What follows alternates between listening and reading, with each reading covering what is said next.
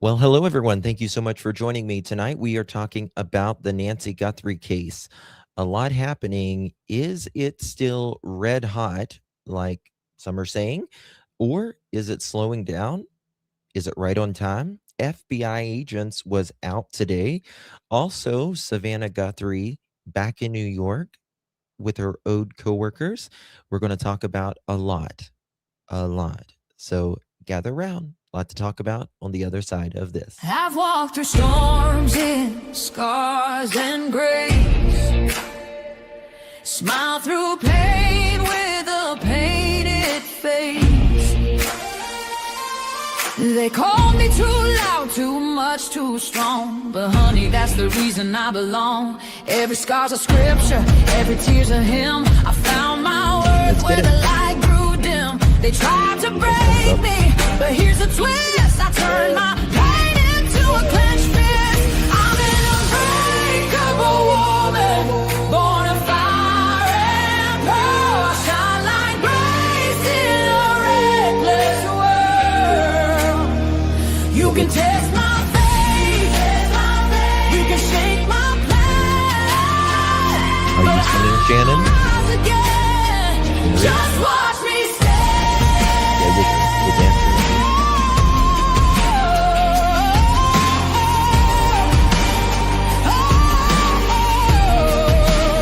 I've been whispered about and written off, judged by the gloss, not the cause. But God don't build weak hearts from gold. He made me fierce and he made me bold. I bend, I pray, I roar, I rise with mascara, tears and battle cries. Don't need your crown, I forge my own. From ashes, honey, I build my throne. I'm an unbreakable soul, dressed in truth and pearls. The fire don't scare me, it lights my world.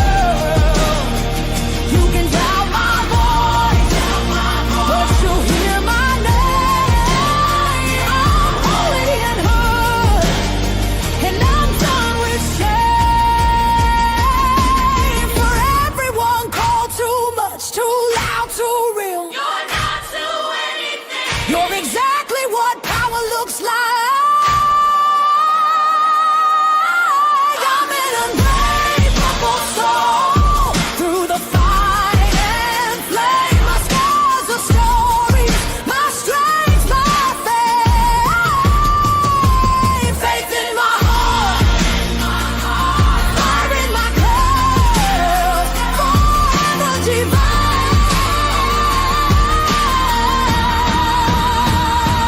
Clutch them pearls. Coming in clutch, better tighten them pearls, dropping cold facts. Got the truth for the world, no smoke, no fluff, just the real that we trust. Hold on to your seat, cause I'm coming in clutch.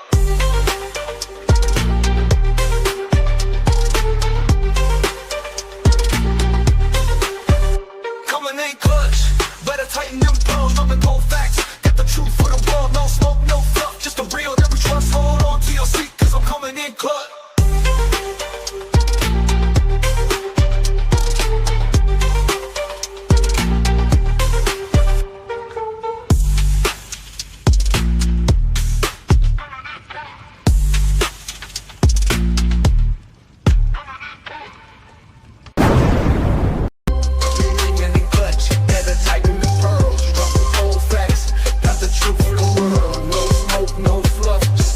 we trust. Hold on to your seat, cause I'm coming in clutch. Thank you, Miss Sherilyn. Love you so much, darling. Appreciate you. Thank you for your support. Coming in clutch.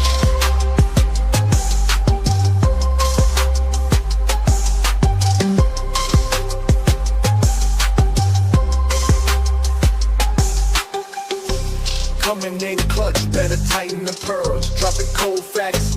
Got the truth for the world, no smoke, no fluff, just the real that we trust. Hold on to your seat, cause I'm coming in clutch. Coming in clutch.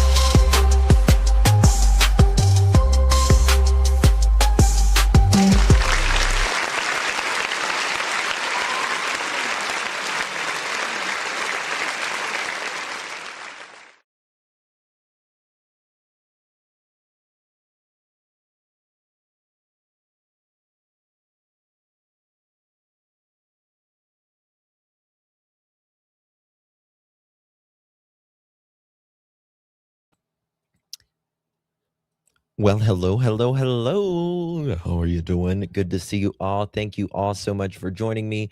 Really do appreciate your time. You could have chosen to be anywhere on YouTube. You have a lot of options, anywhere on the internet, anywhere in the world, and you chose to be right here. I know your time is very valuable, and I do appreciate you spending some time with me.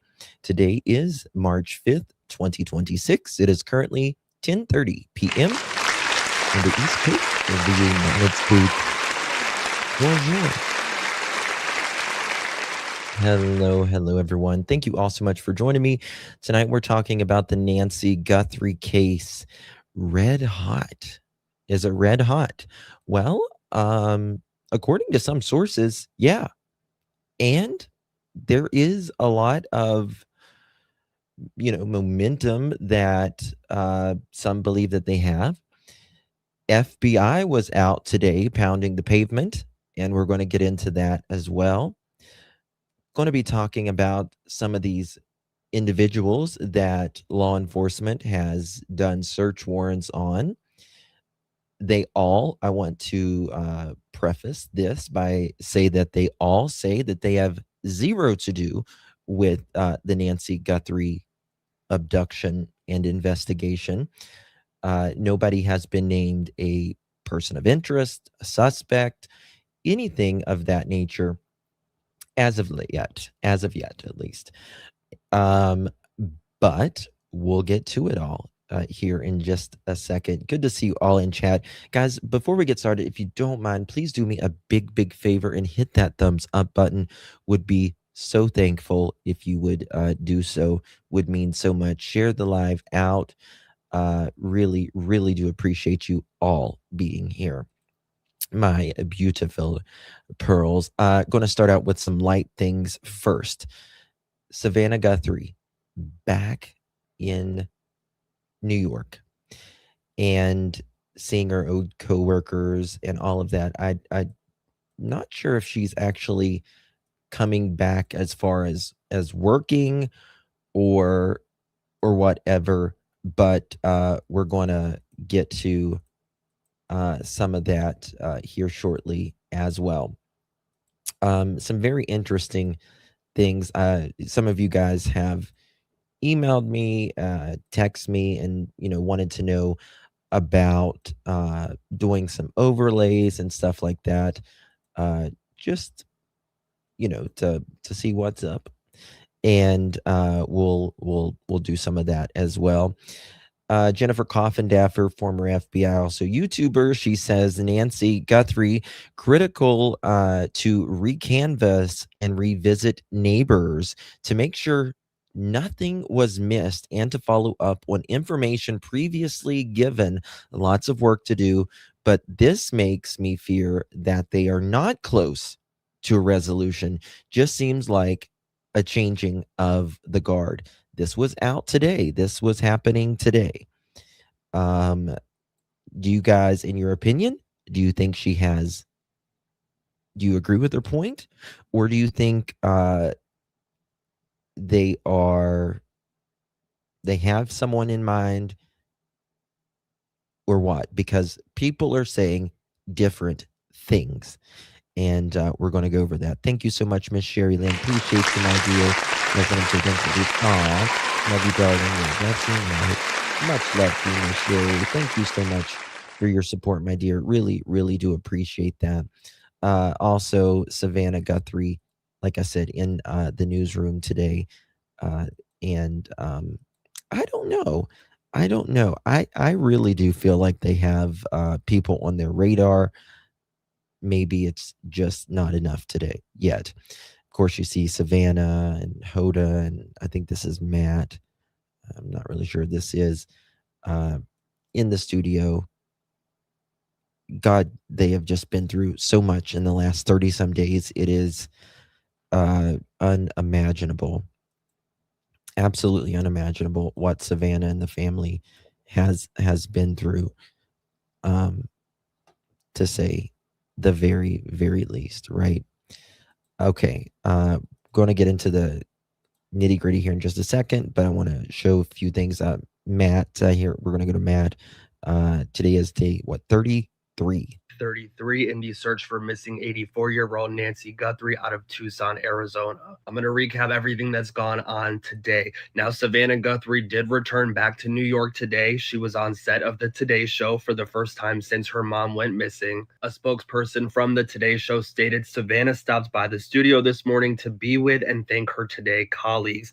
They do say that she plans to return back to the Today Show. However, they do not have a specific date. Right now, she is focused on continuing to find her mom as well as supporting her Miss family. Mama. Authorities were back in the neighborhood of Nancy Guthrie, specifically the area outside of her neighborhood. They were going to specific houses. I'm going to play a clip right now so you can see which specific houses they were going to. You leave out of her house and go down to Camino Escalante and Camino Marival. FBI was at this house right here. That was a house under construction, and they were just at that house. Then they went north. Okay, now listen to this. Hold on. Listen to this. Supporting her family. Authorities were back in the neighborhood of Nancy Guthrie, specifically the area outside of her neighborhood. They were going to specific houses. I'm going to play a clip right now so you can see which specific houses they were going to. You leave out of her house and go down to Camino Escalante and Camino Marival. FBI was at this house right here. That was a house under construction, and they were just at that house. Then they went north. They were going north. They were going all the way north. So I find this very interesting, in my opinion, because, again, not saying anybody in particular is involved, but like I've always said, I would think it would be very strange if they did two different search warrants and one of them didn't have anything to do with it, meaning the last one, particularly with the Daily, Mr. Daily. They said here that they are doing it right outside of Nancy's neighborhood. And so the Daily home is about 2 miles away. And they're not doing it in Nancy's neighborhood, right outside of Nancy's neighborhood. So it seems like, in my opinion, it's between the area that they're covering now is between Nancy's neighborhood and perhaps the Dailies. I don't know. North. See, this is the thing. I'm not sure if I don't really think it's him either. Sometimes I do, sometimes I don't. I'm very conflicted. I don't really think it's him, though. I don't know. But we're going to do some overlays. Not accusing anybody or anything. Just our little... we'll see. We'll see. You know what I mean? North. And then they stopped right around here. Those other agents, and got in their car and left. Now, those agents that we were just following, also, they were at this corner here across the street from the church. So they were at this home here. So the fact that the FBI and the Violent Crime Task Force is back in this area and continuing to investigate is definitely promising. It seems like they are maybe on the verge of figuring out maybe the path of travel leaving her residence with her. We also... That's going to be that's a huge one, right? Because it is leaked in the very beginning, and it's something that we've kind of known throughout time since this began, that they've really had trouble, allegedly at least, finding a vehicle, a path out of there. Of course, there had to be a vehicle, a path out of there. An 84-year-old woman isn't walking or running out of that neighborhood. You're not going to walk an 84-year-old woman. You're not even going to get her out of the yard. She's so feeble, right? So if they have that, that will be a huge break if they don't have it already. Shannon, thank you so much, Mama. Appreciate you very much for your support. You're very kind. Love you, Mama Citas. Thank you so much, my love. Very kind of you. Really do appreciate you, So my love. found out today that a Tucson resident who lives just a quarter mile away from Nancy Guthrie's home went to media and said that he noticed a random mug marked with the letter G sitting on a patch of land near his property, surrounded by dirt and debris. He said that it seemed very odd to him. He hadn't noticed it before, and he feels like it was just propped where it was and maybe staged there. Some people online feel like this could be a clue, some sort of sign indicating that Nancy may be in that area. Other people are thinking that this was just placed there as a tribute to Nancy, whose last name starts with the letter G. I don't What do think you it's guys think anything. about all of this? Let me know your thoughts in the comments. I don't think the mug is anything. I'll just be honest with you. I don't think the mug is nothing, to be quite honest with you, in my opinion. We're going to get to some much heavier stuff just here in just a moment. However, I do want to talk about why this FBI profiler says that a burglar would not have taken Nancy Guthrie. I agree with him. Listen, a burglar is not someone that wants a human. They just want what you have, right? They just want what you have. And again, I don't think this is Ransom at all. At all. I can't even stress that enough. For them to take an 84-year-old woman, you are going, that is such a liability. It's such a liability to take a body with you anyways, number one, whether it's alive or otherwise. But to take someone, an 84-year-old alive with the conditions and the lack of mobility, and then you're still not, you wait 4 days until there's this alleged ransom letter. No. Thank you, Hamitude. Good to see you, my friend. Thank you so much. Hi, Justin. Thank you, my love. Appreciate that. Thank you, Hamitude. Good to see you, my friend. And thank you for your support and being a member here on the Pearl family as well. Really do appreciate you, my love. And the longer I follow this case and all that, the more I feel like they were going there to not abduct Nancy. I'll just say that. I think they were going there. They had a mission, and the mission was to unalive. I also now think that these individuals, because I don't believe it's one, I believe these individuals turned off her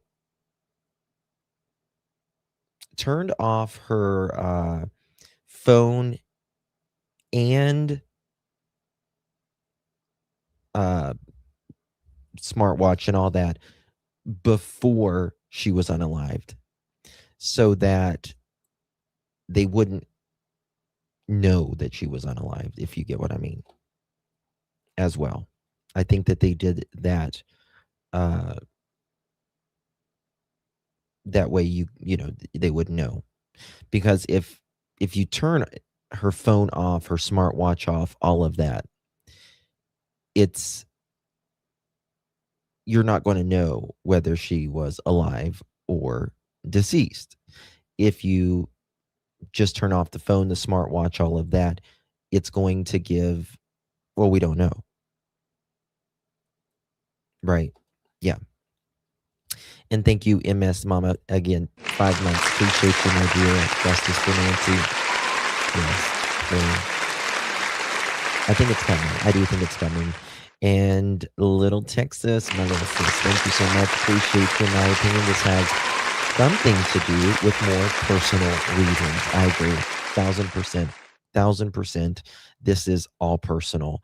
There is a grievance. And again, I'll say it. I believe this is very close to home. Very close to home. Shout out from Tucson. Thank you so much, Righteous Monkey. Love your screen name, by the way. I'm a fan of monkeys. I have a monkey, by the way. But love the screen name. Thank you so much. Thank you for being here. rid of the body. You got to leave the body there, and you got to get away from the body. If that's what happened, that person, unless they had a known connection to her or that location or both, that person would have left her there and gone as fast as they possibly can, get as far away as possible. You don't bring the body with you. That is the best evidence in the case. And to keep that with you, to take it somewhere else, to then spend more time hiding it, you're putting their DNA in your vehicle, you're putting their DNA all over you. It increases the risk that this offender took exponentially. Yes. Yes. Absolutely. And I agree with that 100%. I mean, this is the thing. And, I've said this before. People's like, well, why didn't they leave the body? Right. And generally, if they don't care about you particularly, many times they will just leave the body. But there are also schools of thought with people, no body, no crime as well. And he didn't mention that, but so I agree with him, but I also disagree with him. No body, no crime. But I do agree with him that this is way farther likely to be someone that knows or has cared about her in the past. It is true if you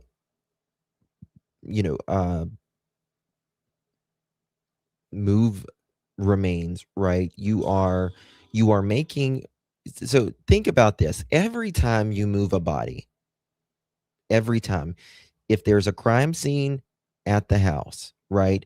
You move the body to the car.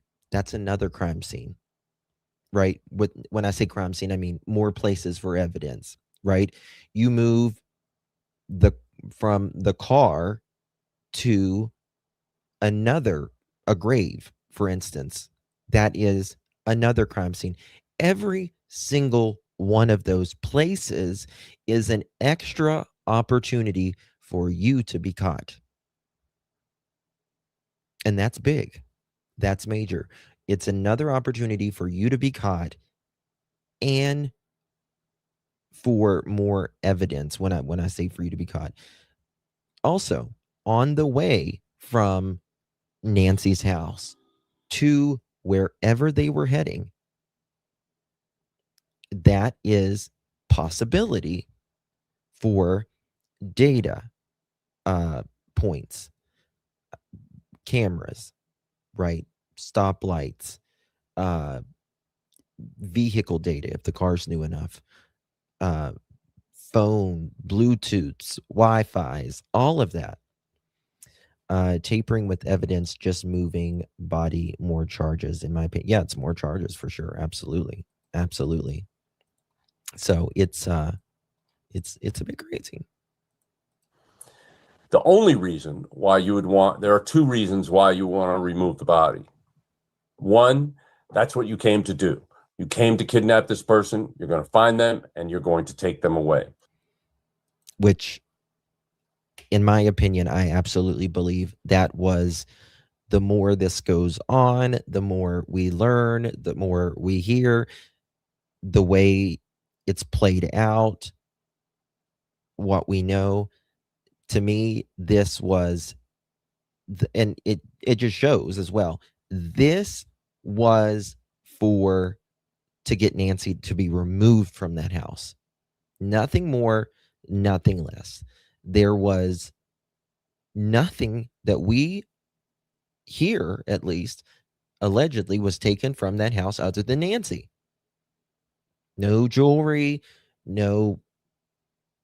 nothing of value other than, of course, Nancy. And that says to me 100% that Nancy was the target. She was the goal to be taken out of that house. Nothing more, nothing less. And again, if that person was there the day before, a week before, 3 weeks before, this was planned, premeditated, and carried out. Two, people know that you have a connection to her. You want to delay discovery of her because there's evidence of you on her. And so that is why you take the body away. You make that extra effort. You take that extra risk because there is a known connection. So if it was just a random burglary, you think they would have just left the body? Why, if she died, why would they take the body? Absolutely, no question. I mean, it would be extremely foolish for them to continue to make risky moves. To what end? I mean, if she died and there's evidence that there was a death in the house, what does taking the body away do for you? She's going to get discovered. Oh my God. Or she's going to be discovered missing. Either one, the alarms go. I mean, my friend's parents were divorcing, and he was going to have to give her $1 million. So the dad paid two idiots to kidnap her, like $1,500. Is that what you mean, or 15,000? They found her body in her burned out car in a cane field. Any fires there? Not that we're aware of. Not that we're aware of. Which, that's, in my opinion, the more intelligent thing to do is if a fire, because that's going to hide a lot of more evidence, in my opinion. Justin, how far do you think they took Nancy? I think Nancy is most likely within, I would say, 12 miles max, statistically, within 12 miles. Probably a lot closer than that. She's probably right there, just right there somewhere. But again, I'll tell you something. I really wonder about this. As I turn my studio light off, I've kind of got a headache, so I apologize if I'm not as bright as I normally am. But what I will tell you that I find very interesting, because that man was allegedly there previous, I do wonder if there was, if the goal was to rid her. I do wonder if there was a potential trigger warning, a grave already made, right? Because again, you only have so much time. You only have so much time to, after you commit a crime. And if it's not planned, people freak out generally, right? And then they don't think it through and all of that. So I do wonder if there was potentially already a grave dug that was really close. This is the desert. Everything looks the same in a lot of places as well. So I don't know. I think Savannah had an upcoming interview with Sons of Virginia Guthrie and her evidence box. Her evidence box? Oh, sorry. I thought I get what you mean. You mean like politically, like the Epstein stuff. Agree, Justin, and I think she is very close to home. Yeah, I agree. I think she's very, very close to home. Go off, and they're looking for you. If you got in and out, and instead of spending 41 minutes there, you spent 3 minutes there and took off, you have 38 more minutes to be 38 more miles away, right? Why would you take her with you? That's not true. Well, and again, that's why I say I think she's probably very close, and it wouldn't surprise me if something was already, again, if she was the number one that they wanted to rid of, if a grave was not already taken care of. Someone just messaged me, and I hope I'm not going to say their name or anything, but it's very interesting. I get a lot of messages, but she says, she or he, Justin, I have a theory no one has thought of on all the channels. She was silenced. I'm a retired assistant fire chief, and I have seen things, bad things, from people living in a neighborhood for 30 plus years. It starts with commissioners, meetings, and city council meetings, houses set on fire, and neighborhoods so mad at each other, others have, unalived.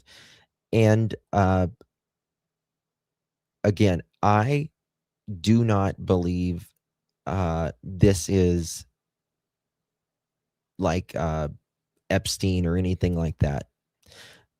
But I do believe that I would say my top 3 to 4 theories is that one of them could be local politics, if you will, perhaps like this person just said, commissioners, someone Nancy knows some information that they don't want to know, or that she could have been releasing. She was a firecracker. You got to remember that Nancy was a firecracker, and she was very big into her local politics as well. It's not my number one personally. I think it's, in my opinion, it is most likely someone extremely, extremely close to her. I don't think sheriff. No, I don't think sheriff at all personally. But I do think it's very close, in my opinion. Okay. All right. So we're going to get I want to go to Mrs. Grace right here, and I want to show you something. I want you to hear what they say right here about the case, and I want to see what you guys think about this. Is it hot? Is it not? Credit's going to go to the queen of crime, of course, Miss Nancy Grace. Listen to this and tell me what you think. But they're still trying to identify where the outfit worn by the porch guy, where it came from, where it was bought. They're putting all of this together, and Nanos was just, for whatever reason, opening that up for discussion. Nanos is saying that the investigation is getting very, very close to finding a suspect. Very interesting in the fact that the investigation is now over a month old, and yet the evidence is starting to come together. It takes time, and that's what they're really working on. So now I find that very interesting, right? Nanos is actually, I think he's supposed to do an interview tonight. I don't know if it's been released yet or not. But if that is true, again, they thought this about Koberger and many other cases. Can you imagine? I mean, this is a humongous case, and it is truly all hands on deck for 30 some days. Yeah, it seems like a long time, but it's really not in the way the law and the justice system works as well. I mean, you can't arrest somebody quickly, but you got to remember this as well. As high profile as this is, and as much scrutiny as, of course, the sheriff, which he's, in my opinion, a buffoon sometimes, but FBI and all of that, they really have to cross all of their T's and dot all of their I's. You don't want to just arrest someone, bada bing, bada boom, right? Charity says, I think we need to follow the trial of Derek Kaella, the guy they arrested who sent Tommaso and Annie a text about Bitcoin. He also made a 9-second call to one of them. Charity, I have, and I've said this like 3 times already, I have an entire live stream. I'll have to do it a members only, but there's some weird stuff about that dude, and there's some very interesting, I'll just say coincidental things about him and others around him. that I've got, and people around him who doesn't live in Tucson, but was in Tucson when Nancy went missing. There's a lot to talk about that I can go over. Again, I would have to do it. I will have to do it a members only because it shows a lot. But there is some interesting. There's a lot of interesting things about that. And also another thing you could think of, why is he really been the only one charged as far as all of these fake letters? Why is he like really the maybe there's one more charge that we're aware of? Do you know what I mean? It also looks like the guy that was caught at the front door camera. You think so? I don't know, Hector. I'm not sure I agree with that, but a lot of people think so. As we move forward from here, Nancy, the investigation is heating up as opposed to cooling down. The evidence will speak for itself throughout all of this. Savannah Ryan joining us, lab director, forensic DNA analyst at Pure Gold Forensics and forensic DNA consultant at Ryan Forensics. Months to get DNA match. Now, I find it really hard to believe when Nano says this is going to take months to get DNA matches. Very That's important. simply not true, unless you're trying to separate DNA if it's mixed, or you're trying to regenerate DNA if you've got a minuscule amount, or if you're trying to rehabilitate degraded DNA. But we don't know that any of that is true from DNA inside the home. Susanna Ryan, what do you make of that? Sure. Yeah, it can be really difficult and challenging when we have mixed. I don't think for a second that this is going to be any sort of I don't think this is going to in my opinion, it's not going to take years. I don't think, we're at technically going on month 2, even though it's 33 days. We're past the month mark. I do think it could take, I think within, in my opinion, in the next month, we will probably have an arrest. I would be gobsmacked if at 90 days maximum, if there's no arrest in 90 days, I would be really shocked. Mixtures in the laboratory. And, sometimes the mixtures are kind of simple. Maybe we have 1 or 2 people. We know who one of the contributors are, so it's easier to, back out that other person. But when we have samples that are commonly referred to as touch, or, these transfer DNA samples where we're trying to pick up maybe just skin cell DNA, it is really common for us to pick up mixtures of multiple people. And one of the reasons for that is the DNA testing we do today in the modern DNA lab is extremely sensitive. So, we're talking getting DNA results from only a few cells worth of DNA. So if you think about it, something that's been handled could have been handled by multiple individuals. And so we're going to pick up all of those people's DNA. We could even pick up DNA from someone that actually wasn't there, but their DNA is transferred by somebody else. Someone shook hands with somebody and then tried to open the door, or came into contact with something that was then swabbed and collected. So these are kind of, the worst kind of samples, really, where we have probably multiple contributors. We can have 2, 3, 4, 5, 6, the number of contributors is endless, really. And when you have those multiple contributors, you have low-level DNA, typically with touch or transfer samples, and maybe they're partial. They're not even a complete profile. So they're really difficult to work with. And unfortunately, there really isn't a way at this point in time for us to be able to separate out those cells that are collected, right? So whatever is collected on. Okay, guys, nanos, is it all out yet? Is it all out? Let's see here. Let me see if it's all been released. 1 second. I'm going to go real quick. We'll come back to this. KVOA, they just did a interview with the sheriff. Very interesting. He's brand new.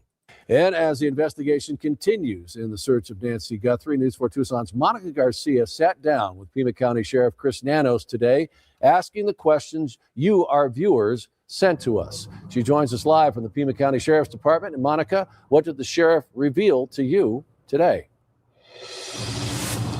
Yeah, Sean, I mean, goodness, there's so many questions that remain. Here we are, day 33. We're right outside PCSD headquarters. And earlier today, I had a chance to speak with the sheriff and take him those questions that we have received from you, our viewers, straight to him. And this is what he responded with. Take a listen. We began by asking what role digital evidence could play in the case. Cell phone data, pings, cameras. I mean, how much are you guys leaning into that information, that evidence? You know, it could be a cell tower dump, could be analyzing a cell phone. So there is still digital evidence that you guys are waiting on to receive. Well, we're analyzing all the time, yes. We also asked about the more than a dozen. I think, well, I mean, see, this is the thing he aggravates me to death with this. Yeah, we're waiting on everything. Well, you said you were waiting on something before, and this is where people get really confused with you, sir, because you said it could take a year before you get it back. Yeah, you're waiting on stuff. Just say you're waiting on stuff. Gloves found during the search. None of them had a fingerprint that could lead us to a suspect. What I will tell you about the gloves is simply this. The closest glove was 2.5 miles away. We take the glove and we analyze it and we prioritize it. And part of that analysis included DNA. We've gotten some reports back and it's pretty much eliminated. And that was the closest one. He says gloves found farther away, some 6 to 7 miles out, are still being reviewed, but so far none have produced fingerprints or evidence tied to a suspect.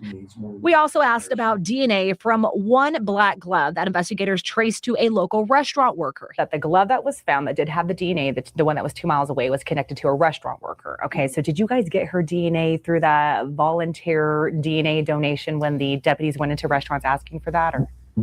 I'm not going to get into the case and the evidence and the way evidence is obtained. What I will tell you is the glove, we had it analyzed. We took it through DNA processing. It led us to a restaurant across the street from where the glove was found. It's not surprising to us. In fact, a number of the gloves we looked at, we believed came. And you know something, you know, and that's the thing. See, illegal. I've heard so many cases where people talk about walkie-talkie or this or that. This is one case that I absolutely believe that there could have been walkie-talkies involved. It's one case. This person, whoever it is, came prepared. He's got his backpack full. Not only that, he apparently has something in his pocket as well. From that type of industry. And did that person really donate her DNA to you guys? Hold on, what's that? Surprising to us. In fact, a number of the gloves we looked at, we believed came from that type of industry. And did that person really donate her DNA to you guys? I'm not going to go into that. We asked about the gloves a Tucson couple told News 4 Tucson they found, including one they believed had blood on it. There was a couple that I spoke with that KBOA spoke exclusively to. They actually called us. They were concerned. They came to us. We set up this interview, and they have all these pictures of a glove that was found right around the corner on Campbell. I've heard that story. I don't know when or where it was found.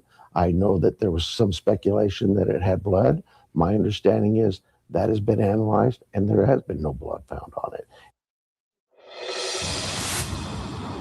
So back out here live, Why do you think that, New Filter? Just curious. there's also another report circulating online about a 911 call that was apparently received the night Nancy Guthrie disappeared, of a woman screaming and yelling outside of a vehicle that was only about 2 miles away from the Guthrie residence. We're going to tell you what Sheriff Chris Nanos had to say about that coming up at 6. Okay. Live from PCSD headquarters, Monica Garcia. All right. Back to you. Thank you, Miss Garcia. Appreciate ya.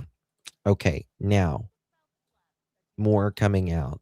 Let's see here. KAOA. We'll get back to the other stuff in just a second, but I want to see what this FBI at the Nancy Guthrie house today. PCSD looking at the traffic cameras near the Nancy Guthrie home, analyzing ring camera video of the suspect. I mean, this is the thing.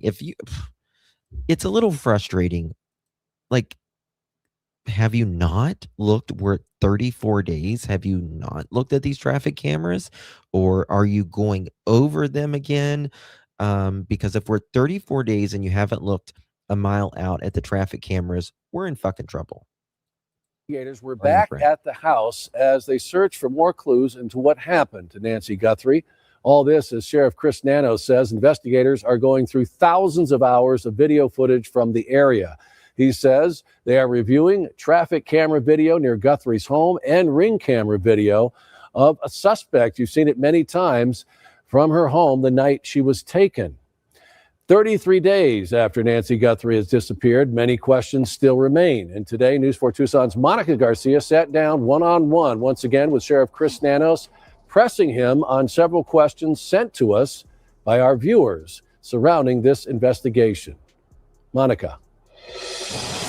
Yeah, Sean, all of us know at News 4 Tucson, we've been getting hundreds of messages on our social media pages, emails saying, what about this? Or ask the sheriff about this. And so today we took the most common questions and we did ask the sheriff. And one of them I want to point out is the most recent one. And it's a 911 call that was made the night Nancy Guthrie disappeared. In the call, the dispatcher talks about a woman screaming out the window, hollering for help, and this was within miles of Nancy Guthrie's house. No, just a little. So you was asking about the Wheathers. I love that candy. In fact, if I go get like a hard candy at the grocery store or whatever, it's probably going to be that. Let's first take a listen to that 911 call. It's going to be at Oracle and River. The caller is advising they saw a female out of a vehicle window screaming. Then it went northbound on Oracle. The vehicle was a dark gray or blue Chevy Malibu, no plate. All right, so back out here, a lot of people have been asking about this specific call, and for good reason, right? So as you just heard, it's been circulating all over line, described a woman screaming, hanging outside of a moving car. We spoke to the sheriff about that. We're going to get to that in just a second. And during our conversation, we also asked about other evidence in the case, including the more than a dozen gloves found during the search. The sheriff says the glove found closest to the scene, about 2.5 miles away, was tested and it was eliminated. Other gloves found farther away, he said some 6 to 7 miles away, those are still part of the investigation. They're just not priority. They're still getting tested. So let's get back to that 911 call we asked him today about to see if... You know something, that tells me a lot. Sometimes it's not what they say, it's what they don't say. And sometimes it's how they say it. They said that the other gloves is still part of the investigation, but they're just not priority. In my opinion, if they had nothing, if they had zero, zilch, nada, nothing, then they would be testing those gloves quicker, more soon, right? To me, that says we've got stuff that's not really as important right now as what we're focusing on, in my opinion. Not those other gloves. Yeah, they're part of it. We're checking them, but they're not number one. You get what I mean? If they, in my opinion, had absolutely nothing, they would be expediting those gloves pronto. So that's very interesting, you know what I mean? Oh, thank you so much, Jackie. It's very generous. Thank you so much, my love. Really, really do appreciate that. Thank you so much for your support. So happy to have found your channel from Australia, the land down under. Thank you so much, Jackie. Really do appreciate you. Welcome, my love. Y'all make sure our beautiful Jackie is Feels welcome and comfortable and all that. Thank you so much, Ms. Jackie. You guys are about to have winter down in Australia, and y'all can bring the summer on up here, or the spring at least. I'm so tired. They had investigated it. Take a listen. So there was a 911 call of a woman overheard screaming, hanging outside of a car the night Nancy was taken. What's the update with that? Do you know how many times I have screamed out a car window? A lot. When I was younger, at least. We're aware of it. We found those individuals, interviewed them. It was a domestic violence situation that had nothing to do with this case at all. All right, folks. So you just heard the sheriff addressing that. He was very, very blunt on that answer. No, you're not, Sassy. It's enemies. No. He was very blunt on that answer. That has nothing to do with it, he says. So we can mark that one out. 911 call that's been circulating online. He told me they, in fact, investigated it. They investigated it the night it actually happened because they had heard about it. So just one of those things on the list of questions you guys have been submitting to us. That's a good In the answer, meantime, though. he says their big focus is on forensic evidence. And so that's where they stand tonight. But you know what else that's reporting that's coming out that I find very interesting? You know, the white, what's the white Soul, Kia Soul? Now they're saying there's some reporting that they're looking, that they haven't identified who is in that Kia Soul, and they're still looking into it.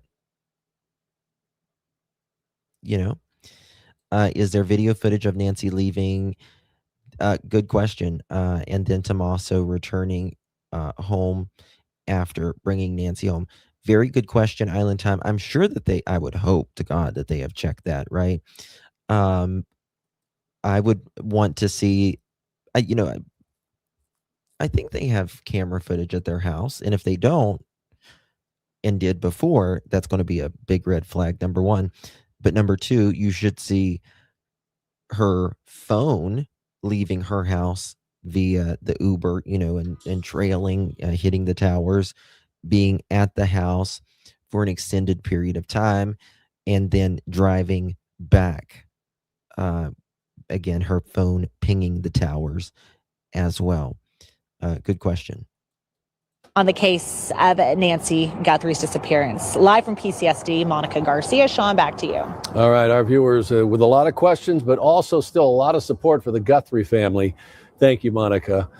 And with that, NBC says Savannah Guthrie stopped by the Today Show for the first time since her mother's abduction and met with her fellow hosts and staff there. Guthrie spent several weeks helping with the search right here before she recently returned to her home in New York City.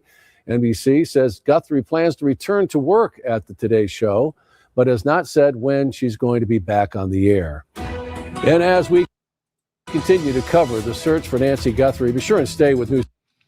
Okay, so there's that. I think he did some more parts of some interviews today as well. Oops, is that the one I just showed you? They're all kind of, let me see here. Chris Nanos had to say about that coming up at 6. Okay, we showed you that. Okay. Included DNA. We've gotten some reports back, and it's... Okay, here we go. I want to see what he says right here.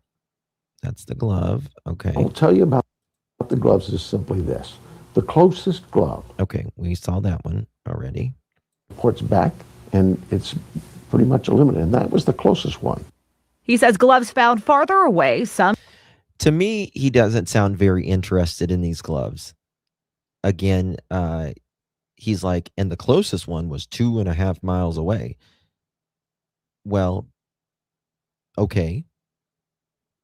Remember, there was a lot of gloves found. And like I just said a minute ago, when he said that they're, part of the other gloves that have not, or that are being tested, are part of the case as of now, but that doesn't, they're not top priority. The way he says it right here, it doesn't seem like these gloves are in my opinion, part of anything that they are needing to expedite in this investigation, which in my opinion, that tells me they've got something on their nose and they're sniffing it through, and the other things can be in the lab and they'll get tested just for evidentiary value, just to make sure that they are not involved in anything. But we'll see. 6 to 7 miles out are still being reviewed, but so far none have produced fingerprints or evidence tied to a suspect. We also asked about DNA from one black glove that investigators traced to a local restaurant worker.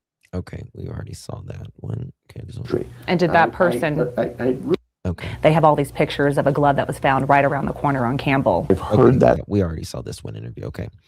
All right. Let me make sure that there's.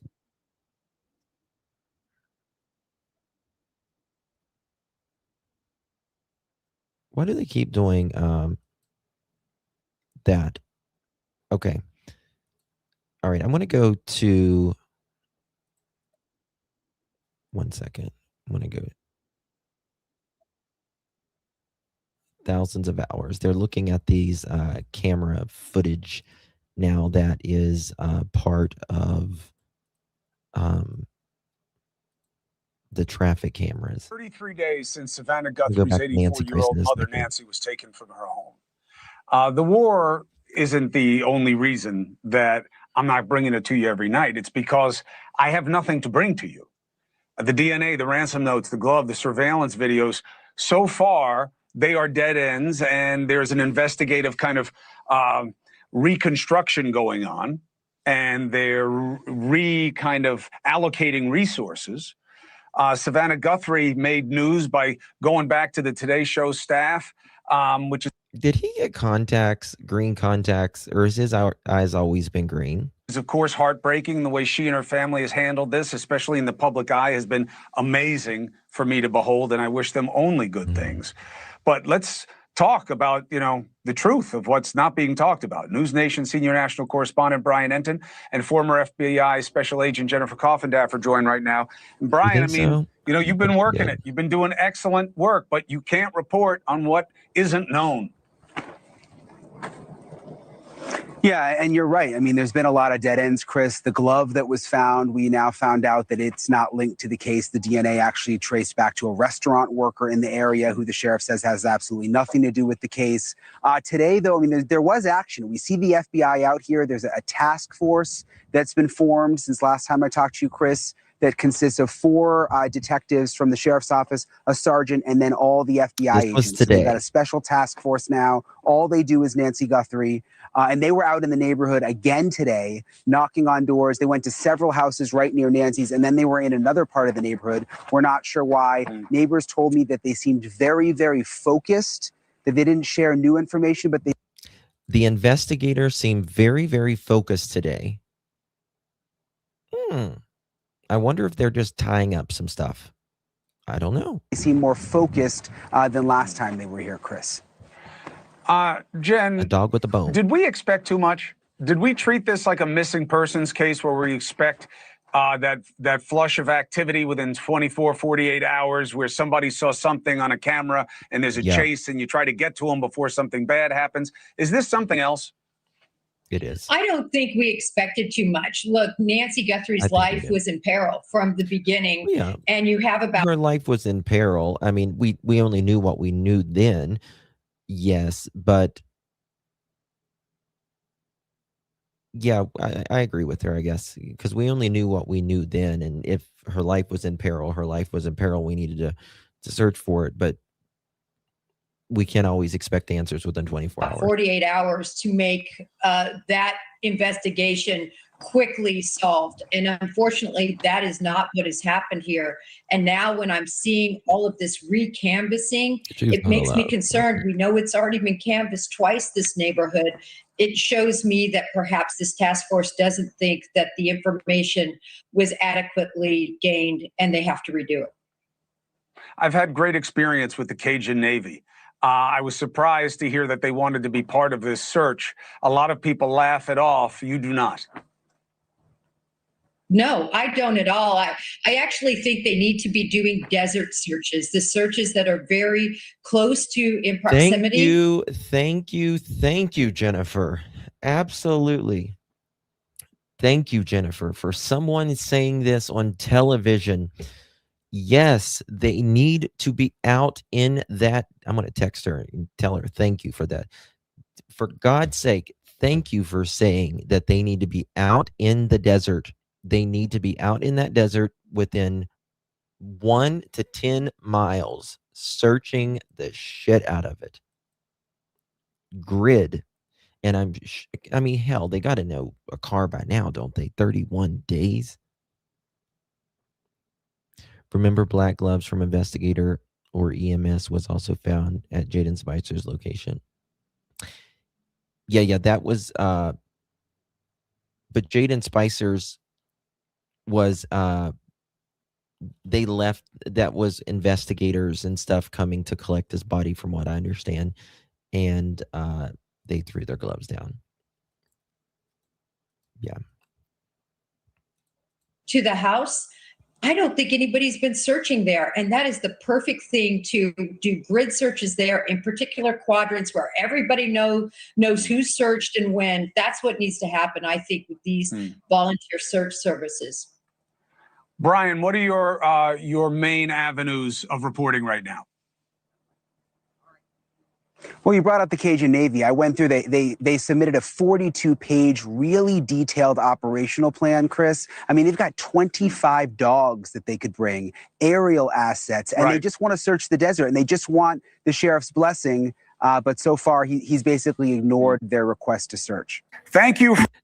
Okay. I mean, I'll be honest with you. The United Cajun Navy, they do find answers. I don't particularly like him as much as I do EquiSearch personally, but I will say, why not let him look? I mean, why is the sheriff saying, like, he's such a prude, this man. He is such a prude. Like, you should have let FBI and all that help you out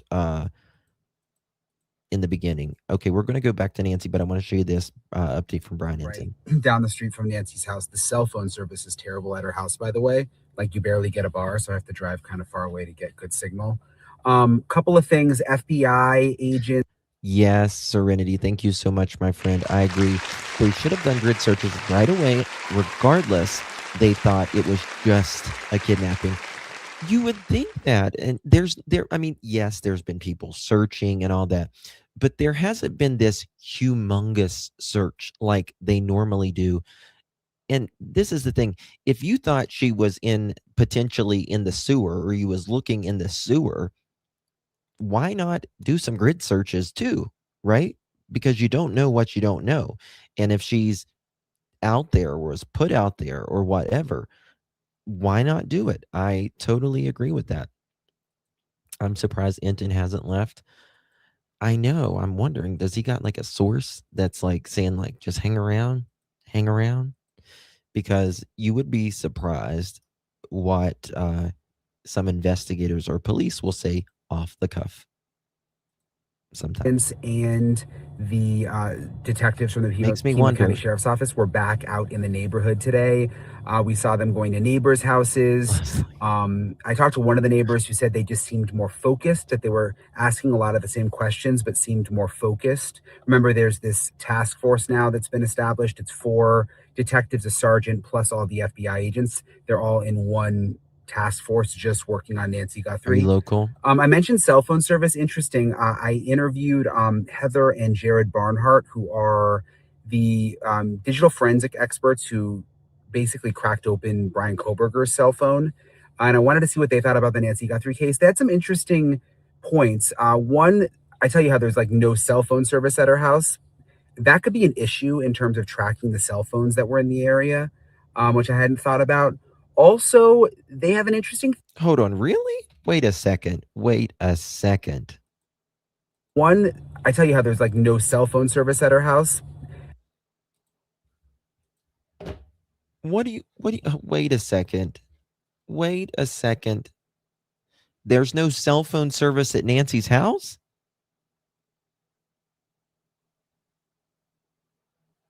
Yeah, of course, Babs. Yeah.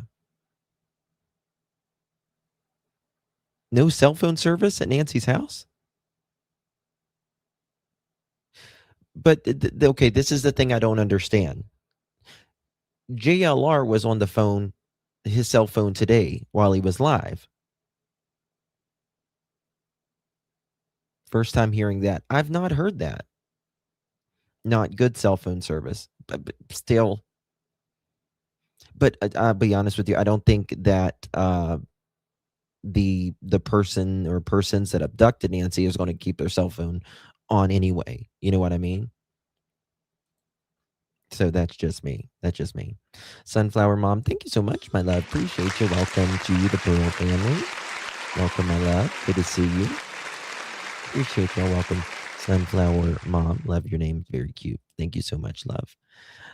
Yes, he said it's a dead zone for cells. My dad's house is the same way. It's iffy service. I've not heard anyone say this. That's exactly what I'm saying, Kim. Okay, put a 1 in the chat if you've never heard that before. Why have we not heard about the cell phone service until now? Thank you. Thank you. I've not heard this until 34 days later. They've used Starlink? Because I think it's a different cell phone providers can only get straight talk in my ear. I mean, you've heard this, Mag? You've heard this? He was on the OneStar something. OnStar? They have Starlink Jr. Huh. That could be an issue in terms of tracking the cell phones that were in the area, which I hadn't thought about. Also, that's very weird to me. That's very weird to me where she lives, that there's not like good cell phone service when there's a convenience store and all kinds of stores right down the street. You know what I mean? That's just weird to me. So they have an interesting theory about why the suspect could actually be not only from Tucson, but like from the vicinity of Nancy's neighborhood, which is kind of creepy to think about. The theory is that this is from Nancy's, vicinity of neighborhood. Again, they are checking right outside of Nancy Guthrie's home now, about a mile out where the traffic cameras are today. FBI agents was outside there today. They seem more focused, according to the neighbors. Again, and it makes me wonder. I'm not saying that the Dailies are involved at all because they claim that they're innocent, have nothing to do with it. I want to make that clear. However, the Dailies' home is 2 miles out, about 2 miles. They went to that house, in my opinion, for a reason. This was federal. Did they go there? Why did they go there? Why did they go there? And they're now saying, because Brian has amazing sources, they are in this area and they're now saying that they believe that the person who did this is close by. And that could also be a reason the FBI may be having a hard time tracking the suspect's cell phone, because they're looking for a regular activity. And if the person was always in the neighborhood anyway, it wouldn't really stand out. Just one. That's very interesting, right? Couple things you can think about that. Okay, well, yeah, they're looking for irregular activity. Is it possible Luke did not see the search warrant? Is that legal? I would be very surprised if he didn't see the search warrant. I'll just say that. I'd be very, very surprised. But yeah, from what I understand, he claims he didn't. Or his attorney at least did, allegedly. But they're looking for irregular activity. Okay. In the neighborhood. Let's think about this a second. If there is, whoever this is, it's telling us that this person or persons came to this neighborhood often or lives in the neighborhood or lives there, right? Or is close by in the vicinity. Or this person came to Nancy's even a lot, perhaps. Because if there is, if this was somebody that Nancy didn't know or whatever, and this is potentially a stranger, like just have no idea who she is, never in the neighborhood, and they're there during the time of the crime, well, that would be an anomaly that would stand out. So that's interesting. Very interesting. How far is they are? How far are they? Like 8 miles, something like that. I can't remember. One theory that they had, but I'm still in Tucson, hoping for a break in the case soon. I'll keep you guys posted if anything happens. Hey guys, so it's day 33 in the search. I think there's going to be a break soon. I don't think Brown would be there this long otherwise, in my opinion. It is so dark you can't see your hand in front of you. Does anyone know the name of Luke's attorney? Oh God, I played him yesterday. The perp can assimilate into the community. Could be the person you pass on the street, but the perp is also in panic mode, but you will not be able to tell. Oh, absolutely. You have to think beyond the desert, in my opinion. I agree with all of that, Mary, except the last part. I think they are in that desert. I think Nancy is at a very strategic location. I think it's probably in a location where this individual is probably able to keep an eye on where she is, in my opinion, but very close. Very close. How often did Miss Nancy book do? Good question. Don't know. I can't. I just think it's again, I'm still not. I think it's very weird that they went to Tommaso's house and all that so many times already that and again, searching outside and all that. Can't get over it. Sorry. Just can't. Until hell freezes over. What about it, Bethany? Speak it, Nancy. If she suspected him, Nancy, there would be massive division within the family. This brother-in-law would not even be living with the family. He would be somewhere else. He would be with his own. 1 second. Brother-in-law. Drink it in.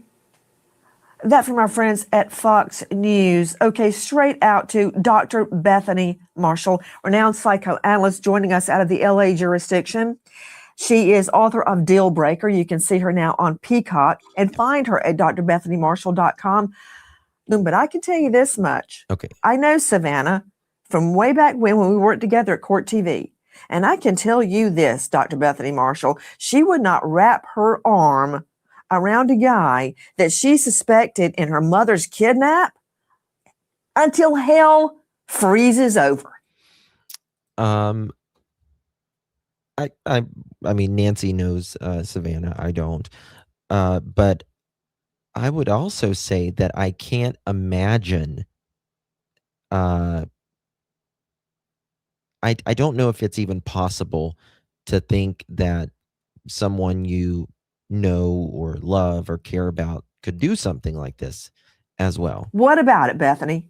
If she suspected him, Nancy, there would be massive division within the family. This brother-in-law would not even be living with the family. He would be somewhere else. He would be with his own relatives. But it appears that he is united with Savannah and with Annie Guthrie. He has been living with his wife. And I think, Nancy, that he has been targeted because he's a man. He may be one of the lower wage earners in the family. He has things that makes him vulnerable and a target to the public. But that family. Now, I'll be the first to say I don't think that is Tommaso in this suspect video. I don't at all. I don't think that's Tommaso at all. Right? But I do find it weird that, again, it seems like they have never left their home and their cars alone, at least one of the vehicles. Right? And I will say, just because you are not in the video, or just because you are not at a crime scene or an abduction, doesn't mean that's all there is to it either, in my opinion. Now, Nancy has vehemently really taken up for them as far as,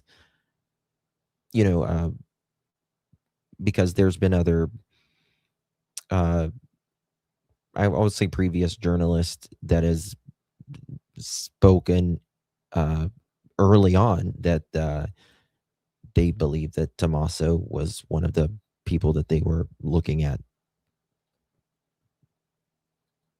So, yeah. Loves him. He's the son-in-law. He's the brother-in-law. He's there. And I think it is tragic. Hold on a second. I want to check something. I want to check something. 1 second.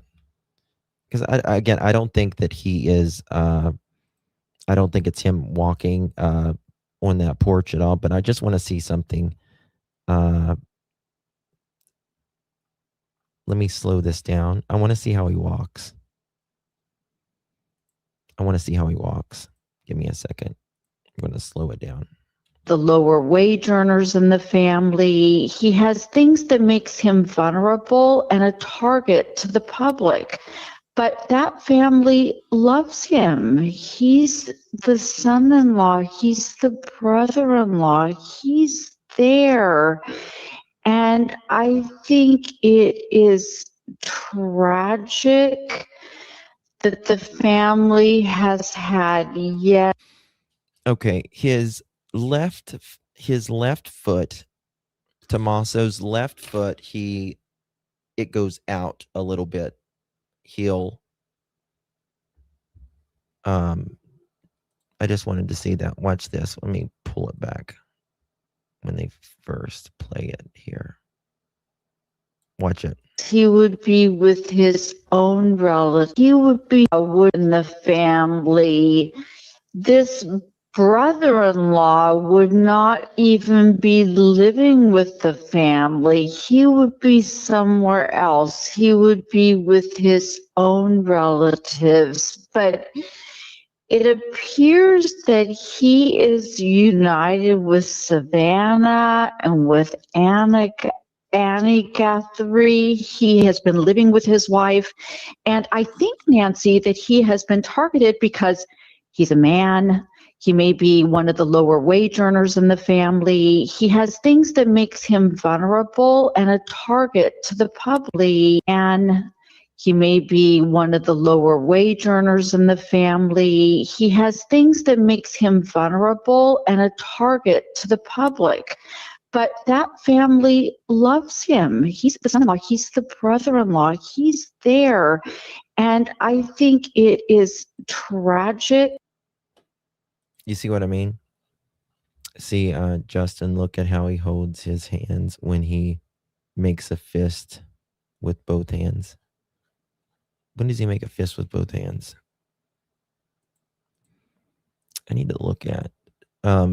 I don't think it's him at all personally, with him being on the porch at all. Like whoever the That the family has had yet another assault, which is an assault on their own family member. Guys, you are seeing footage from our friends at Fox News. The son-in-law breaking cover after being attacked and maligned in the news. Okay, Dave Mack joining us, Crime Stories investigative reporter. Tell me about what we're seeing right now. What you're actually seeing is Savannah's first public appearance. She has only been seen on video since this story broke. This is her first public appearance, and it is at the home of her mother. You notice that makeshift memorial was set up just off Nancy Guthrie's property because it was just done by neighbors and friends coming by and setting it up just off the property. But right, there was. I want to make it clear that Luke and Kayla.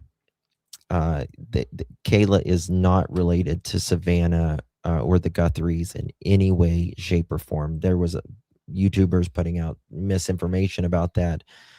Never. She was never, ever, ever, ever. She's not related to them at all. At all. Okay, here we go. There you're looking at Savannah and Tommaso and Annie, and all of them cleared of any involvement in this case. But as you mentioned, Tommaso has taken a lot of heat, and him showing up, and when you see them all arm in arm, it really does give you that sense of unity that they have been projecting. Now, Cameron, Savannah's older brother, he's not present. We don't know if he is in Arizona or if he's gone back home. We don't know that yet. But we have seen the cleared. And then, again, seeing this unity and placing a card at the memorial. Very, very emotional, Nancy. Very emotional. And we know at the very get-go, there's our video from our friends at Fox. Oh, my stars. Dr. Bethany, before I show our next video, I could hardly stand to look at the flowers when my dad passed away. I could hardly stand it. It reminded me so much of the flowers when my fiance was murdered. To this day, I cannot stand to be around a carnation. It physically, to this day, makes me feel nauseous from Keith's funeral. But that said, that is heartbreaking right there. That is heartbreaking. Them walking up to that and knowing they're on camera to boot at their mom's flat. I will say it's got to be very uncomfortable grieving like that in public while there's cameras on you. That would be very difficult, in my opinion, for sure. Our honorarium, and I'm not saying memorial because I don't care what anybody says. I'm not giving up hope. There is still a hope we can bring her home alive. Yes, I'm no idiot. I know the odds, but I'm still believing. But what they're going through is hell without the brother being tried and executed, tarred and feathered in the press. The tarred and feather, Nancy, as I said earlier, it's yet another assault on the family. Nancy, they are out there placing flowers at the memorial for one very specific reason besides their love for their mother.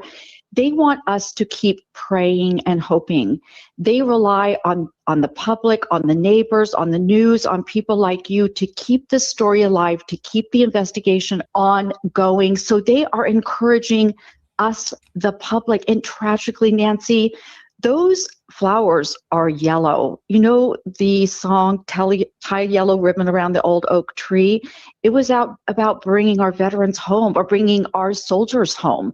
This is a plea from the public to bring Nancy Guthrie home. That is what the yellow means, and that's why they are placing yellow flowers there. They desperately want their mother home.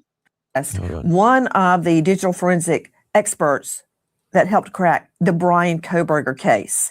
And remember, he went back and back and back to the scene of the crime. And we're going to talk about why people do that. And did this killer do it? For Pete's sake, Nanos, I hope you're recording people coming back to the scene. Also, co-author of Practical Mobile Forensics, now in its 4th edition. What does that mean? That means it's in such demand that as each year passes, they update it to have the newest and the very best information in that. Okay, Heather, thank you for being with us. Now, let's talk about something I do understand as opposed to body language. What would the FBI and Nanos, if somebody explained to him what to do to rule out the son-in-law? There has to be a fine-tooth comb going through every digital artifact that belongs to him. Your phone has all the truth. Who do you communicate with? What do you search for? Where are you? What is your alibi? In order for someone to be cleared, you have to understand the due diligence that went into play here. So it's awful that people are still pointing the fingers back. It just keeps terrorizing the family. Okay, Heather, let me tell you what I read on X, aka Twitter, right before we came to air. All right. I read all of the ideas, and some of them are really very good. One person is now blaming the daughter, Annie.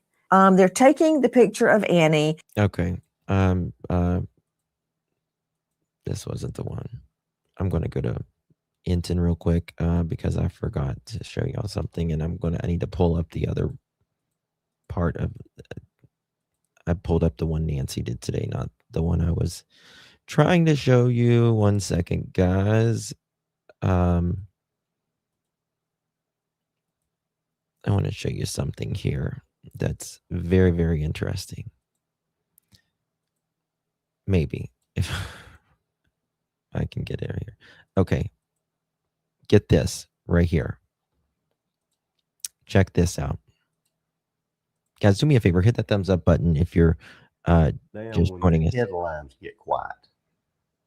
But in my years of experience in law enforcement, I've learned something very different.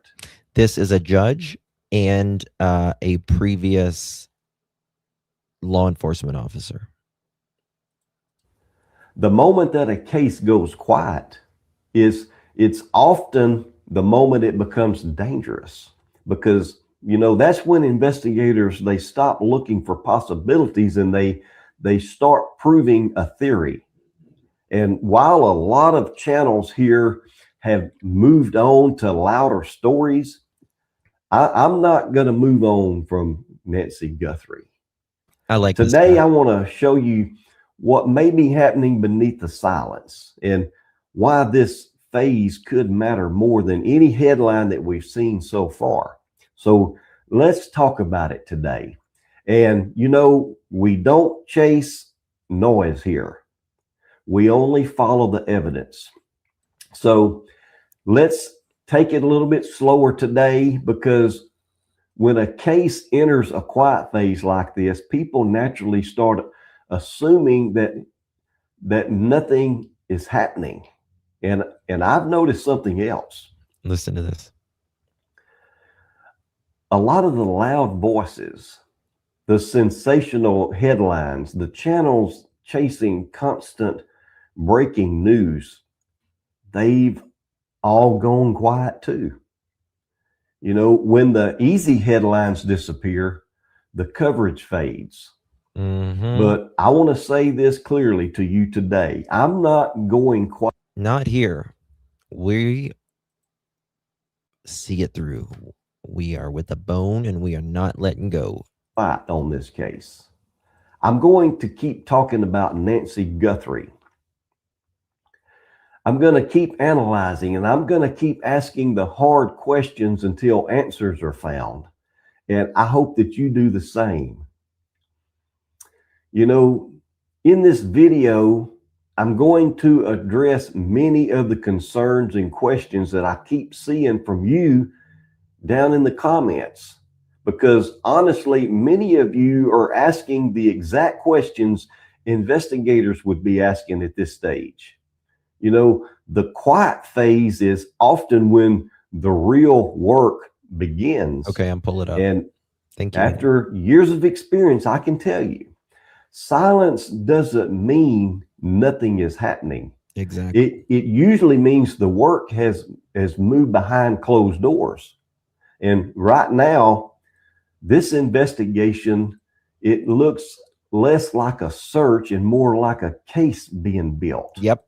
Thank you. You know, one of the biggest questions I keep seeing about this scene. Thank you. You know, let's start with this. You know, the blood near the front door, that wasn't just evidence. It was a contradiction. Nancy Guthrie was an elderly woman with limited mobility. Yet, investigators reportedly find no prolonged struggle, no chaotic damage, no obvious signs of forced violence from a stranger. Instead, what appears to exist is control. The cameras, they didn't simply fail. They were disabled sequentially. And all that matters. Random offenders, they create chaos. Thank you. They could trigger alarms. They rush and they make mistakes. This is I guess Judge Brewer, and he is, I don't know if he is a judge now or was a former judge, and he definitely was former. Precision, it suggests familiarity. You know, someone who understood the property, someone who knew where cameras were placed, and someone who knew how to move without creating noise. That's the kind of detail that shifts investigative attention inward rather than outward. Now, inward. Let's look at what investigators didn't find. You know, blood near the threshold, but no trail continuing outside. No drag marks, no obvious transfer. See, that's what I said. No drag marks, nothing like that. It's just evidence across the gravel. And that raises an immediate investigative question. How do you move someone with limited mobility without leaving trace evidence? Preach it, girl. Preach it. You know, when evidence suddenly stops, investigators begin thinking about containment. You know, like a transport device or a wheelchair, a prepared method, or a vehicle positioned strategically. That's not speculation. It's reconstruction logic. 101. You know, when the physical story doesn't make sense, you look for preparation. And preparation usually tells investigators this wasn't random. Now, Judge Brewer, let's talk about something that clearly marked a shift. The impoundment of a family vehicle. This is something that keeps popping up in our comments.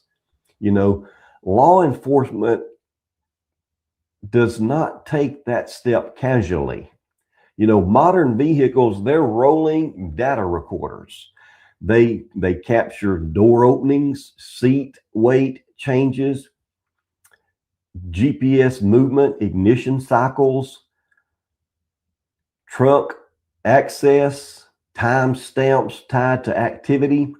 Investigators, they aren't only searching for DNA or fibers, they're extracting telematics. They're rebuilding timeline, If vehicle data contradicts a statement, You're fucked. if weight sensors show unexpected activity, So there's obviously weight sensors in your vehicle. It knows if there's an adult, if there's a kid in your seats. It'll know how many's sitting in the seats as well, all of that. Let's say, for instance, someone said that they took Nancy home, and they were sitting in the passenger seat. Nancy was sitting in the passenger seat, but in the telematics, that it doesn't show that there is someone in. Well, no, not well. Yeah, if it'll show if the seat is belted, but even if the seat is not belted, it will show that there is someone in that seat. And just think about it, because your seat belt goes ding, ding, ding, ding, ding, ding, ding if you're not in your seat belt. So it will still show that there is someone in that seat. It'll just ding. But if the story was, given, yeah, I drove her home. She was in the passenger seat. We talked about this on the way home or whatever. And it doesn't say that there's anything or anyone in said seat. That's going to be a problem. movement patterns don't align with explanations. That's when investigators' theory starts moving toward evidence-based certainty. Another major question involves the forced entry indicators. To the public eye, broken entry suggests a burglary, but investigators, they ask something different. Was it necessary? Bingo. If someone already had access, damage can serve another purpose: narrative control. Yes, to throw you off. Staging exists to explain presence. Bingo. It doesn't prove guilt alone, but in combination with other factors, it becomes part of a behavioral pattern investigators study carefully. Then you look at the ransom angle. Messages directed toward media rather than family. Mm-hmm. Cryptocurrency demands time. Why would this individual writing this ransom letter, why would they send it to Harvey at TMZ and 2 local media stations and not send it to the family members? If it's the first thing in a letter, think about this, in a ransom letter, if you go to the police, he or she's dead. 101. You don't want this big scene of eyes being on you whenever there is any sort of ransom letter. You don't send it to TMZ or whatever. You send it directly to the family. JonBenet Ramsey even letter, which is, in my opinion, highly suspicious. It was a novel pretty much, but it said, you go to the police, she's dead. That is ransom note 101. They don't want people outside of this to know. Give us the money, you can have her back. That's another reason why I think she's alive. I don't think she's something that appears delayed. That doesn't typically fit organized abduction behavior. Exactly. 3 or 4 days later. You're going to say 3 to 4 days later, you're going to contact the media. You don't want her with you more than a few hours, 24 hours max. Let's just get this done. You want your money? You give her back. That's all you want. You know, professional kidnappers control communication tightly from the start. Delayed messaging often looks more like an attempt to create a narrative after the fact. Investigators, they always ask who benefits from that narrative. And I want to pause here for just a second because many of you in the comments keep bringing up details that are thoughtful and observant. And honestly, some of those questions are exactly the same ones that professionals ask whenever they're building timeline. So keep sharing your thoughts. I like this guy. I really like this guy. He doesn't seem to have this big ass ego, and he seems to just be a genuine person, which I really appreciate. And I just like a good Southern, you know, old hard school fair police officer, judge, or whatever. Because you're seeing things that matter. You know, another major signal is prosecutors walking the scene. These are all comments that we're seeing in the comments. You know, that's important. When prosecutors enter, the focus, it shifts. The question changes from what happened to can we prove it in court? Evidence gets reviewed through a legal lens. You know, consistency, patterns. Sometimes you can know something, but you can't prove chain something. of custody, probable cause thresholds. That means strategy is now involved, not just investigation. And let me say something carefully here. If the person responsible in this case is paying attention, this is usually the phase where confidence starts to fade, you know, because investigators, they're no longer gathering random possibilities. They're aligning evidence against statements. Timelines tighten. Pressure becomes real. And that pressure, it grows quietly. Now, the house has been released. Some teams step back. The public sees quiet and assumes slowdown, but this is all normal. I'm going to share that link with you guys so you can watch the rest of it as well.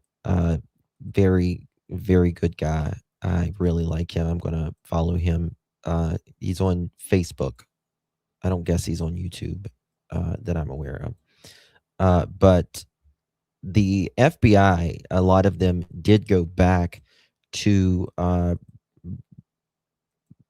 their home office, and they have more resources there that they can work on. He's on YouTube as well. Okay, I did not know that. Okay, I really like him a lot. Okay, we're going to go to Brian Ensign. Very interesting information I'm hearing here. On violent crime task force shirts and just going up to doors, talking to people. They went inside some people's houses. But again, for those who've been like, oh, is it a cold case? I mean, another example that it's not. I mean, they're out pounding the pavement. Clearly, there are things that they know that we don't know. So I'm going to get to I mentioned to you guys that I spoke to the digital experts who went through Brian Koberger's cell phone. I'm going to get to them in a minute.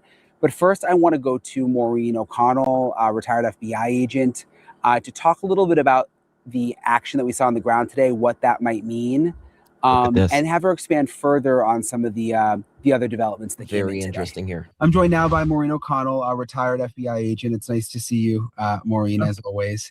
Always good to see you. Couple of things I want to talk to you about that just happened. First of all, I was just at the house. There are FBI teams that are, and it's like a task force. Some of them are in the FBI, some of them are the sheriff's office, because there's now this task force that's formed. And I actually wrote down on the back of their shirts, it said Violent Crime Task Force. And they've been going to different doors. And did you hear that violent crime task force? And from the get-go, Sheriff Nanos said that, as we watched last night in that very, very first press conference thing that he did outside of Nancy's house on day one, he said there was things inside the house that was very, very concerning. And obviously there's something violent. Neighbors. One of the neighbors I spoke to, who I know just from being out there so long, told me that there wasn't anything significantly new that they were asking, but he said he got the feeling that they were more confident this time. Like, he just said he had a feeling of confidence, like things were moving in the right direction. What do you think they're? That's really good to hear. That's really good to hear. And again, there is reporting that the case is actually red hot, that people are saying, oh no, this is fading, all of this, that it's actually quite the opposite, that it's red hot right now. And maybe they're buttoning up some things out there doing today. Yeah, that was good, I thought. Right. The Violent Crime Task Force, those are always your alpha dogs, and they do a great job. They take no prisoners. They go exactly where they need to go to get whatever it is they need done. And they really do, I believe that, get it done. They're exploring everything. They're all out of the box thinkers as a general rule. And I'm sure that those Pima County Sheriff deputies that are part of this task force are loving life right now. They'll have some great resources. What exactly did they say to the neighbor? What were they looking for? So the neighbor was and trying to be Fox. careful with me. Like, you know, he's a good guy. Like, he didn't want to tell me their full conversation, you know, but he said that it was a lot of the same stuff that we already knew about, but that they seemed more focused. Mm-hmm. And I was trying to kind of read between the lines of what he was saying. And but he said, it's nothing that you guys haven't talked about before. They just seem more focused this time. Well, that's good. What do you think that means? Well, when you're focused, obviously you're not scattered. You have something to focus on. You're looking in a Bingo. certain direction, and the evidence is leading you in that direction. So that, I believe, this is my opinion. This is just my opinion, but I believe if any of the investigators are going to tell anyone on the ground anything, it's going to be Brian, because he will not spill the beans. He won't. He's rock solid until he can put it out. And I just feel like Brian is there waiting for it to break. Maybe for a reason. that is a good sign. The fact that they're optimistic gives me optimism. Yeah. I feel very good about it. We've had way too many close calls where we thought it was going to be the big break, and it turned out to be an absolute nothing burger. And, it's just hard going up and down and up and down and hoping and praying, and then it just all falls apart. So the fact that the investigators themselves are looking up, that gives me hope. It gives me a lot of hope, actually. There's something else I've been wondering about that I wanted to get your take on. You obviously heard that the glove that they found 2.5 miles away, they got the DNA results back, and it. Did you hear about this? It was to a restaurant worker. Yes, that makes sense, because I've said from the beginning, those guys wear those gloves all the time. Yeah, and I never really honestly took any of those gloves seriously. I mean, they're all over the place, and the one right on the side of the road. But here's the part that I'm trying to figure out. We had already reported that when they got the DNA from the glove, they put it in CODIS, and there was no match. That was an official statement we got, like a week ago or something. I think it was like February 15th or around there. Wait a second. I thought they said that it wasn't enough of a DNA profile to be put into CODIS.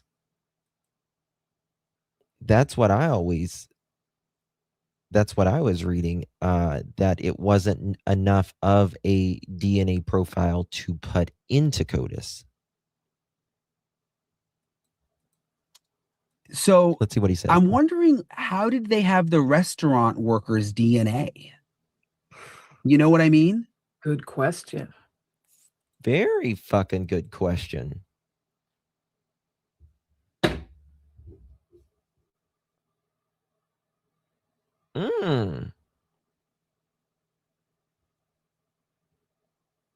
That's a very good question.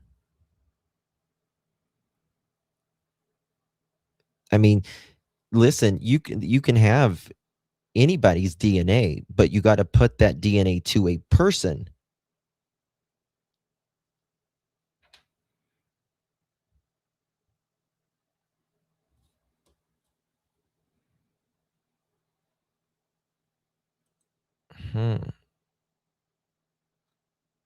What do you mean, Sherry? Would he be the first restaurant worker ever that had something in his background? Or could if you know, when you put it in CODIS, if your cousin's in CODIS, depending on what the crime is, I mean, you could, you Yeah, it could be a felon. I get that. They take the DNA. I get that the restaurant worker could be a felon, but oh, gotcha. Hold on, let me check this. Okay, Nancy Guthrie. Let's see here, CODIS. Okay.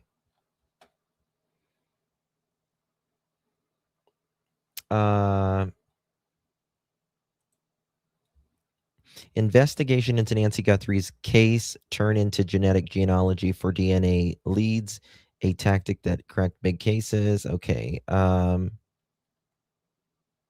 sheriff department has said the DNA was collected at the property isn't from Guthrie in the close contact with her, that investigators were working on to identify who it came from. The department said the DNA analysis was underway on biological evidence recovering during the investigation, and the process could be lengthy. Sources close to the investigation told CBS, this is Savannah's, where she works, right? News that the concern that the DNA found at the home may not yield a usable profile for comparisons in the database. However, another law enforcement source said that even a low-level sample can be enhanced by specific scientific techniques in the lab, but the process would take longer. When investigators obtained DNA in the case, they tried to match it to the entities in the national database by the FBI known as the Combined DNA Index System, or CODIS. The database contained DNA profiles of individuals with the previous arrest or certain crimes who had supplied DNA samples. The sheriff's department also recovered DNA from a set of gloves found about 2 miles away from the Nancy Guthrie house, but eventually traced them back to a nearby restaurant worker who has no connection to the investigation. The department noted that the investigators were looking into the investigative genetic genealogy options. Maybe the only thing I can think of is that they traced him back with genealogy, but that would be very fucking quick. That would be very quick.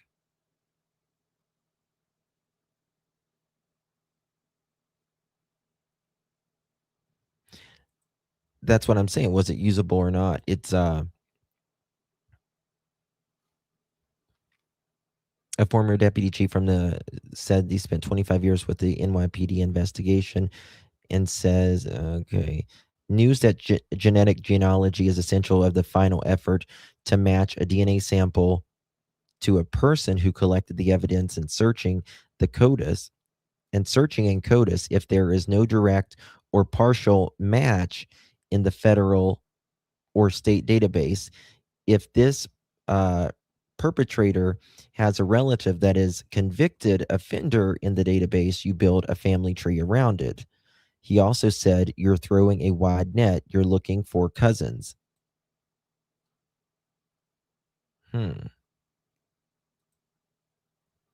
Very interesting. Now, if you have a Listen to that again. worker ever that had something Listen in to his this again. background, or could have, if when you put it in CODIS, if your cousin's in CODIS, depending on what the crime is, I mean, you could, if you have a family member in there, you could maybe find that out. So because they said there was no match in CODIS, but then they said that it was a restaurant worker and he's not involved. So I'm just still trying to figure out how they pieced that. Well, if there was no match in CODIS, maybe his fingerprints were on file for something that wasn't a felony. Okay. Like a DUI or something like that. Because when you turn that.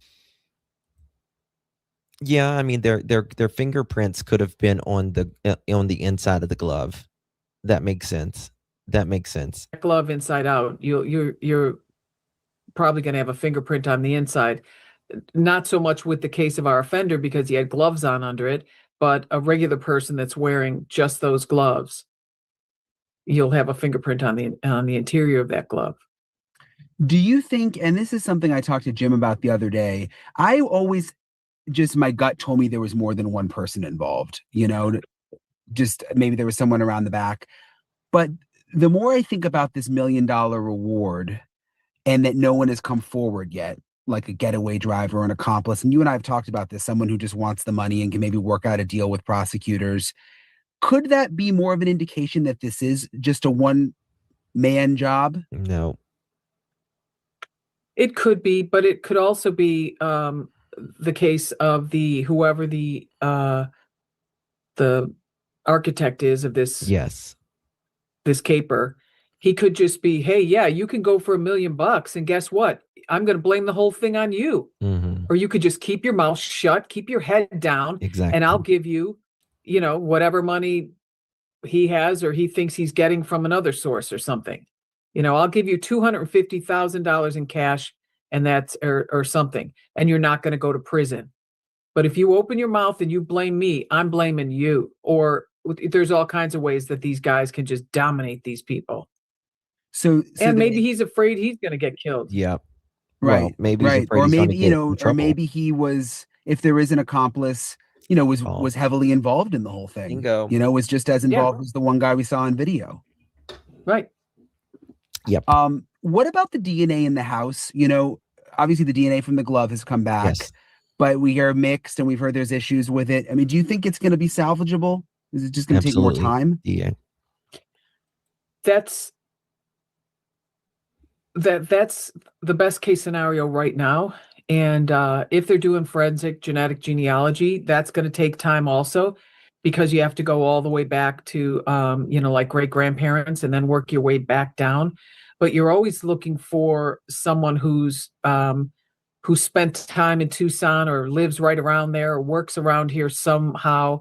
And once you get to this certain, once you get back to the great grandparents and you start reverse building this family tree, then when you get to a certain point, oftentimes that's where law enforcement will help you with their databases, and we'll find guys here with that name or any of these people, and once they find out who they think it might be, then they have to get their discarded DNA first to really tie them to the crime before they can hook them up. That's Hook 'em and hook 'em. that's a very, very, very good point.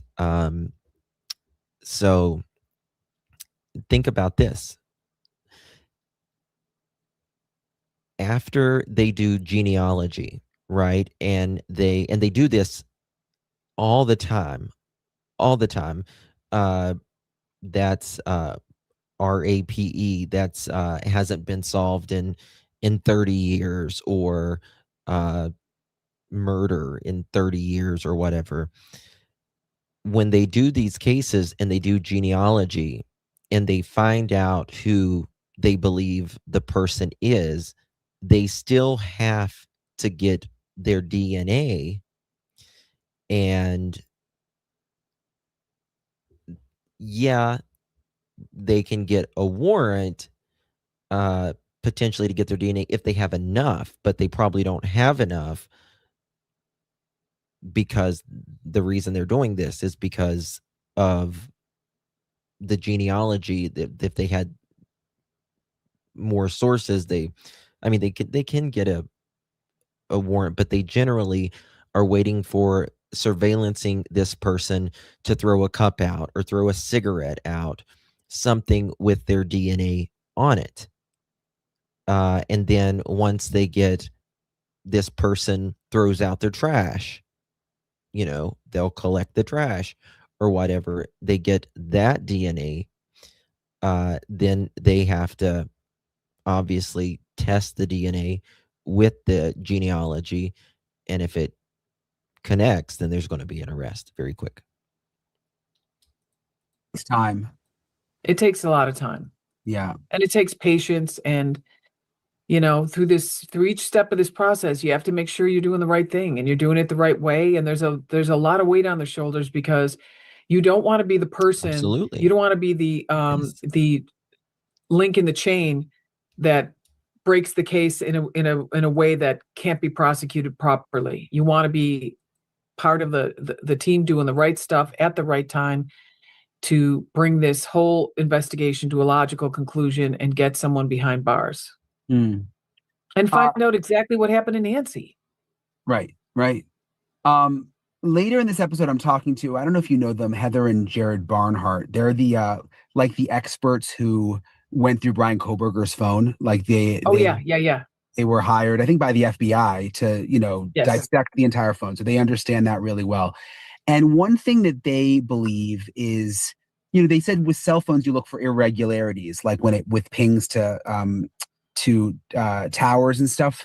Yep. And listen to this. They're like, if the suspect is from the neighborhood or from that area, there wouldn't be an irregularity with their phone being around there. And that could possibly be a reason that, we haven't seen more progress. Have you thought about whether the person could be someone very, very close in proximity to Nancy's house? I absolutely do, because it's happened so many times. I mean, if you look at the numbers, it's more often than not someone that's really close. And that's something CeCe Moore said the other night when I...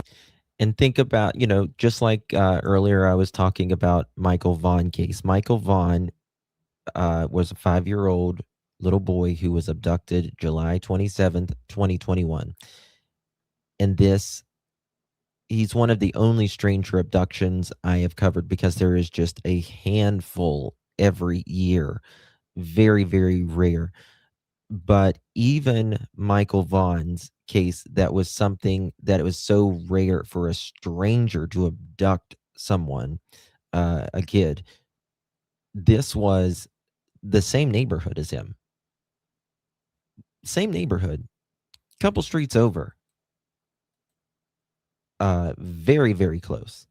Very, very close. And I believe this is close. Watched an interview with her. She talked about looking for all these people and bringing them back. And you find out even with Kohberger, everyone in his family was back in Pennsylvania.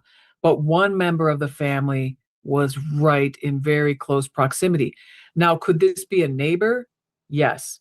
If it's a neighbor, then you're right. That phone will have been in that area. But I think you might find that the activity still might be unusual for that particular person for that night. We're generally doing the same thing at the same hour every day. We are creatures of habit.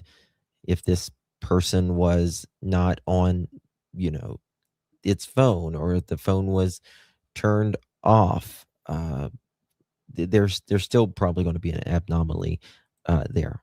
For example, if we're thinking of a family member of Savannah's, let's say when they're ruling the family members out, they're not only looking to see if the phone was at home all night, but they're going to look at that phone every night for the last 100 days or something.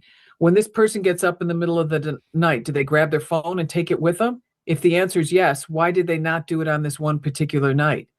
That, do they, every time they turn over and wake up a little, do they pick their phone up, tilt it sideways, see what time it is, check a message? Yes. Why didn't they do it this night? It's this absence of normalcy. So even though he may be a person in the neighborhood, they're going to be looking for patterns. A lot of it is about patterns. There's something, and maybe it's just because I've spent so much time in the neighborhood, that really creeps me out thinking about it being someone close. I know. Because it means the other neighbors aren't safe either. They may be now, but they won't be in the future if we can't find this person. It's a lot of pressure, but it's Before allegedly. what law enforcement Lydia. signed up for, but it's very, very frustrating. You think it's frustrating for us. You should be them. It's awful. You just, that's what you do every night when you wake up. Is there an update? Well, I know you do that anyways, Brian. Yeah. Yeah. I mean, what is it like when you're working a big case like this as an agent? Well, it depends on what kind of a case it is. I mean, we worked a couple of big gang cases, really big gang cases where could be. you're I worried doubt about it. an informant and you're hoping they're okay and you're hoping you did everything you were supposed to do to keep them safe. And then you're also worried about someone in prison who you're trying to get them to cooperate with you. And am I really sure that I did everything I could so that no one would know I was an FBI agent when I went in there or whatever? I mean, there's just, you worry about, women will say as a mom, you don't know what it's like to worry until you become a mom. Yes. DEA, they were there. Or hold on. Do you mean the one around Tommaso's house? Our driveway is blocked off with a row of rocks. The other driveway is chained off. Is that the one you mean, DEA? It is creepy. Brian is in the neighborhood every day. Yeah. If Nancy is close, Annie also is going to move to one in my list because they have a lot of unaccountable time and their home was photographed in the car. I still can't get over it. Still can't. You do if you're an FBI agent or a police officer or detective. You worry all the time about everybody. And if your neighbors know what you do for a living, they're constantly hitting you up for, I think they're possibly been using ridiculousness. Like I had when my son was probably 3, the ladies behind me, every time we had Santa Ana winds, they were trying to get me to, someone's up on my roof. Can you go up and see? You want me to get out of bed, go up on your roof to look for. I bet knowing you though, you probably did it. No, I did not because No? I'm like, it's Santa Ana winds and these palm fronds, look at the ground. They're everywhere. They fly like missiles. That's what's on your roof. Do you think so? I confirmed yesterday that now it's 4 detectives and a sergeant from the sheriff's office. So 5 people who have moved over to the FBI task force. They're all now in the FBI building in Tucson. That's great news. That sounds good, right? I mean, it's focused. It's great. Yeah.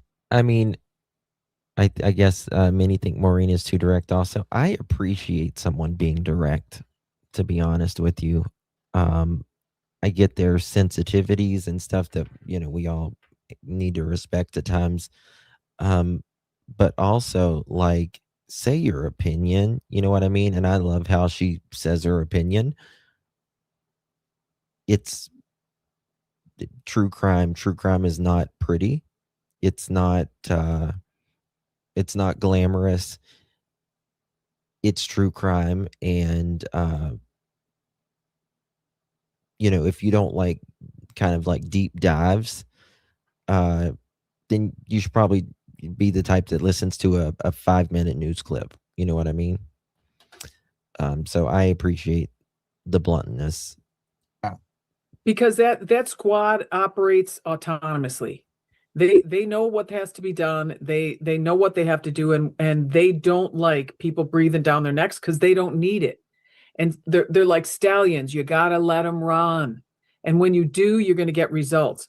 When you're all piled into this, the office you guys had there, that's when all the bosses come in. They all want to chat. They want to see what's up. Can you show us yours? These guys are all like, dude, take a hike. We're busy here. And they're it's a tough crowd to deal with. It would be like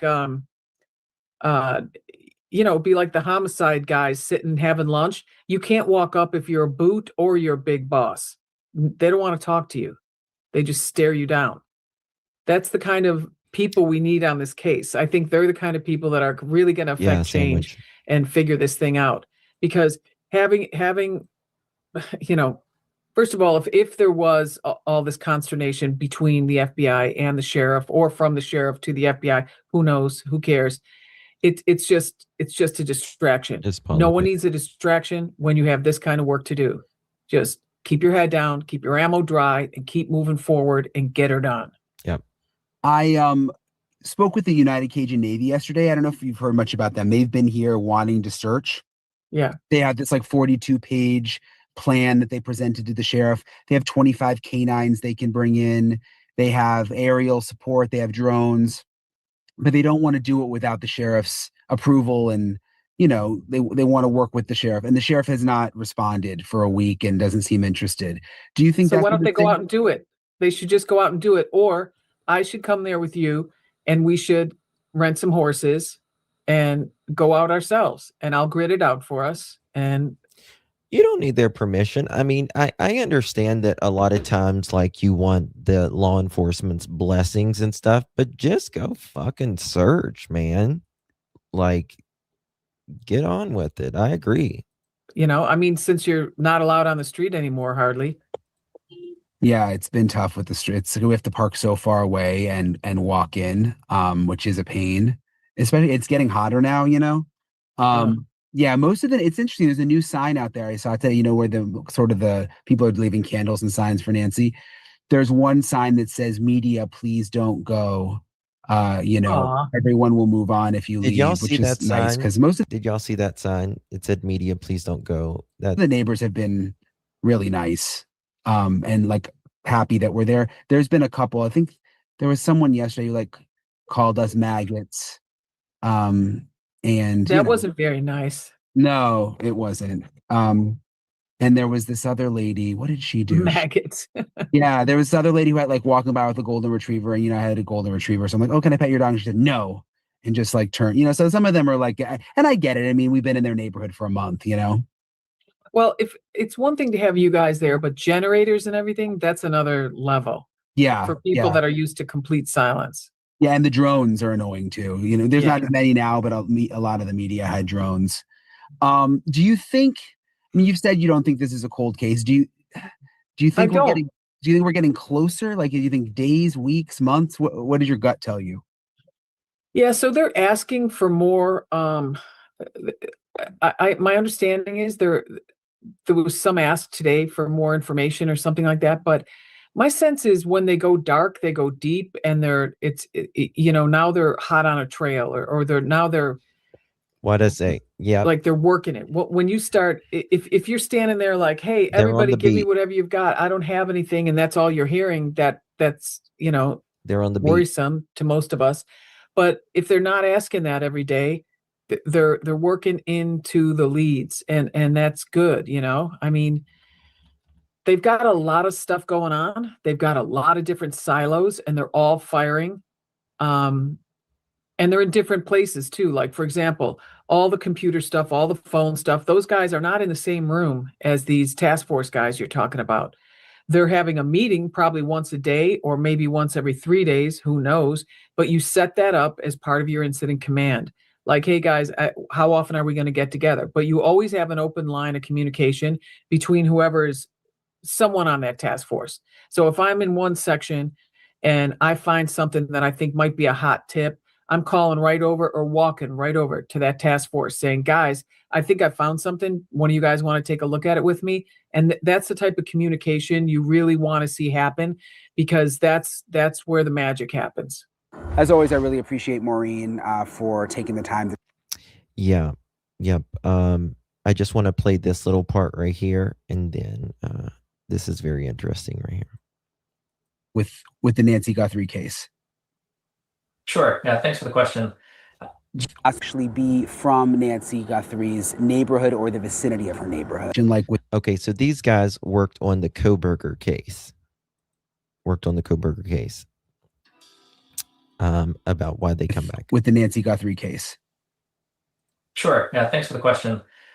Geofencing has been an evolving landscape in the last year to 2 years. I would say a few years ago, this was a simpler answer. You could sort of draw a box around an area in the world and send a search warrant to Google as law enforcement. And they would provide you back any advertising IDs.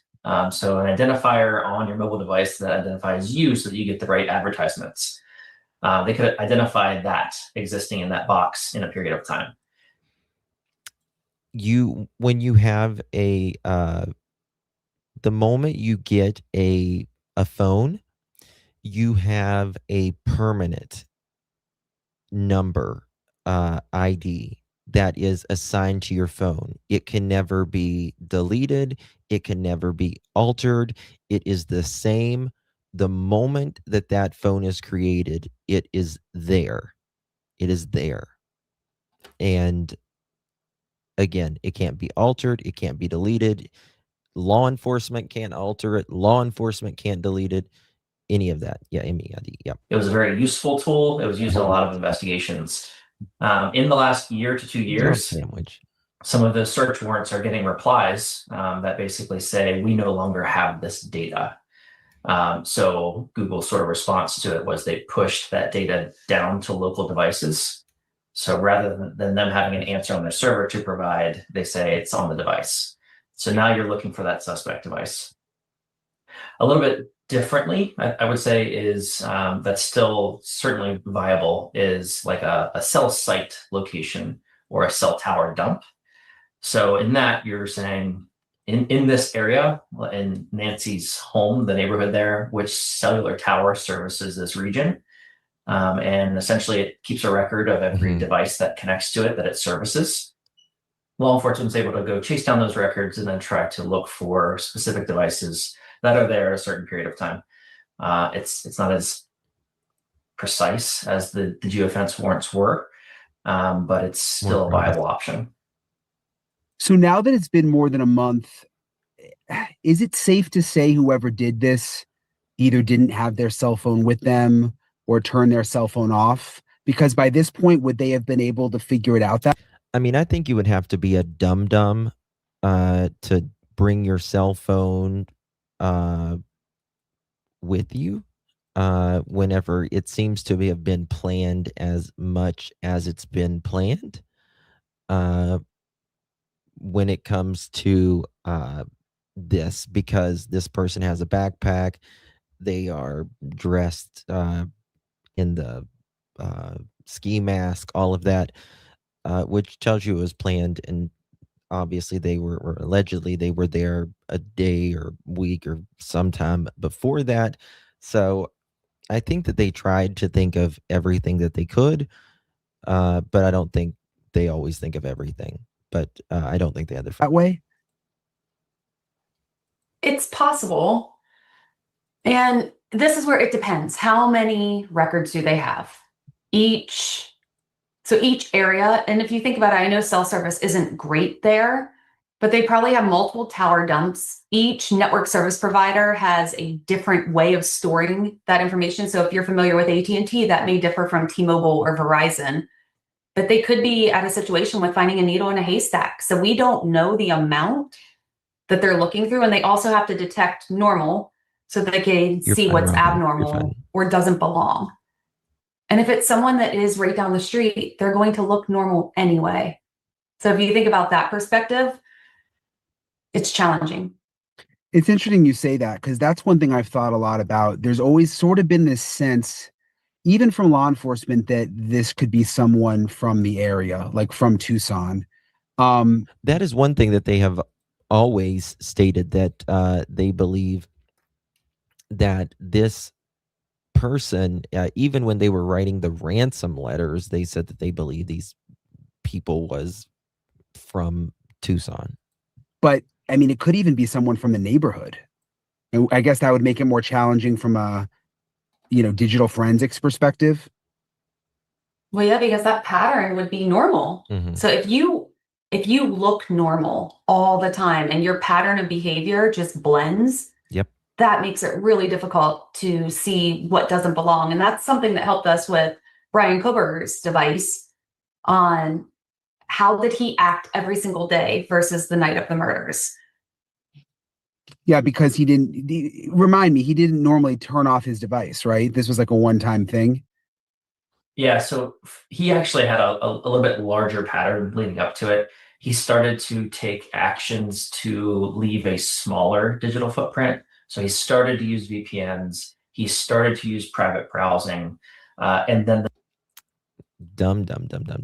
Lucky. Oh, good to see you, my dear. Thank you so much. Porch guy fits him. The last name could be the connection. Plus, he was Girani 11 in Catalina Foothills for sure. Check mail later and let me know. Okay.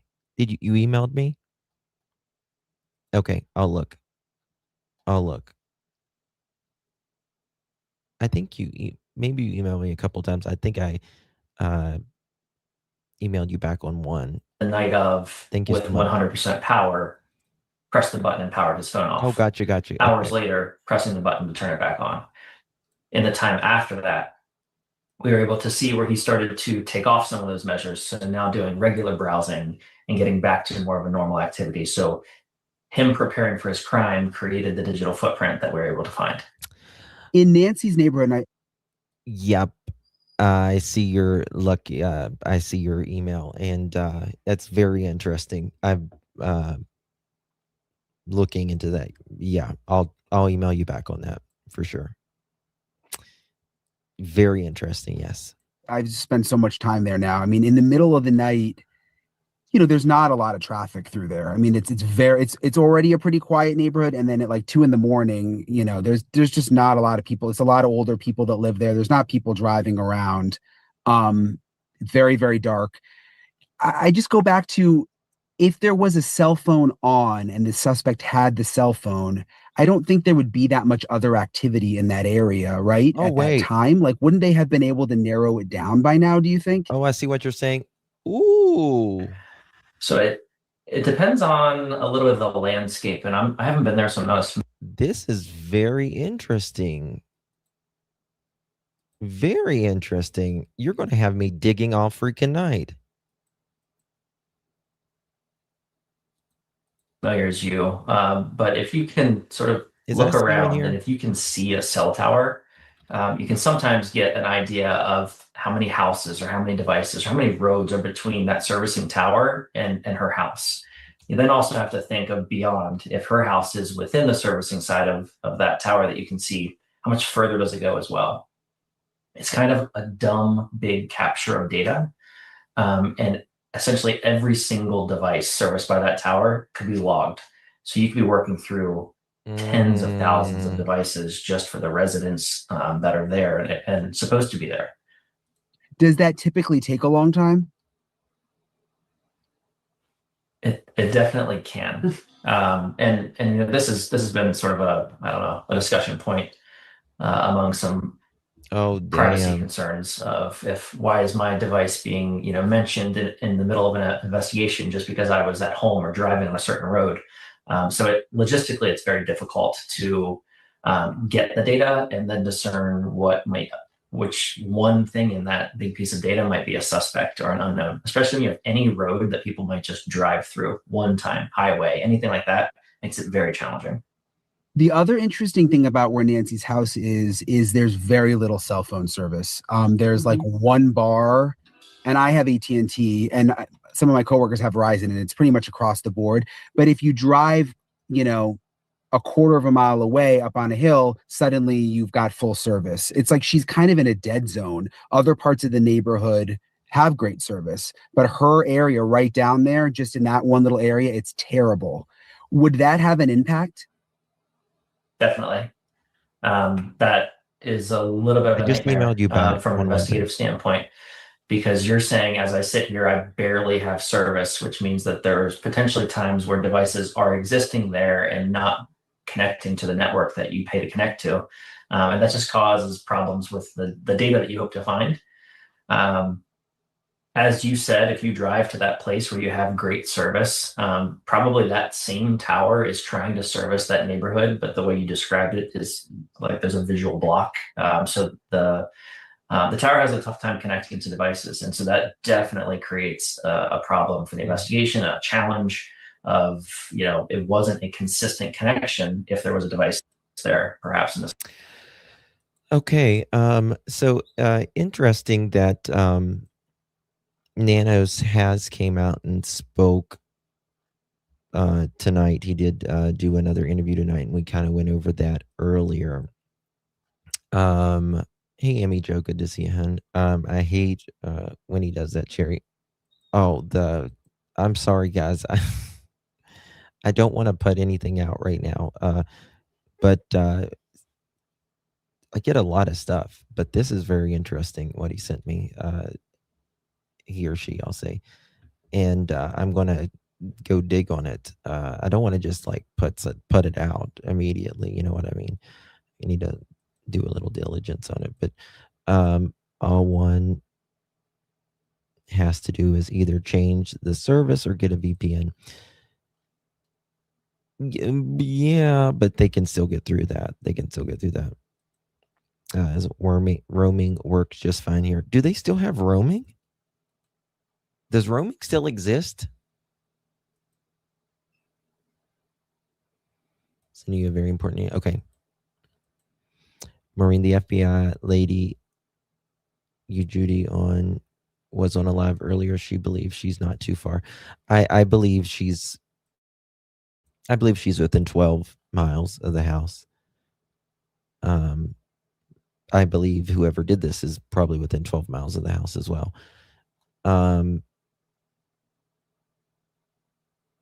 Oh, I see. Actually, never mind. I seen who it is, how they are related.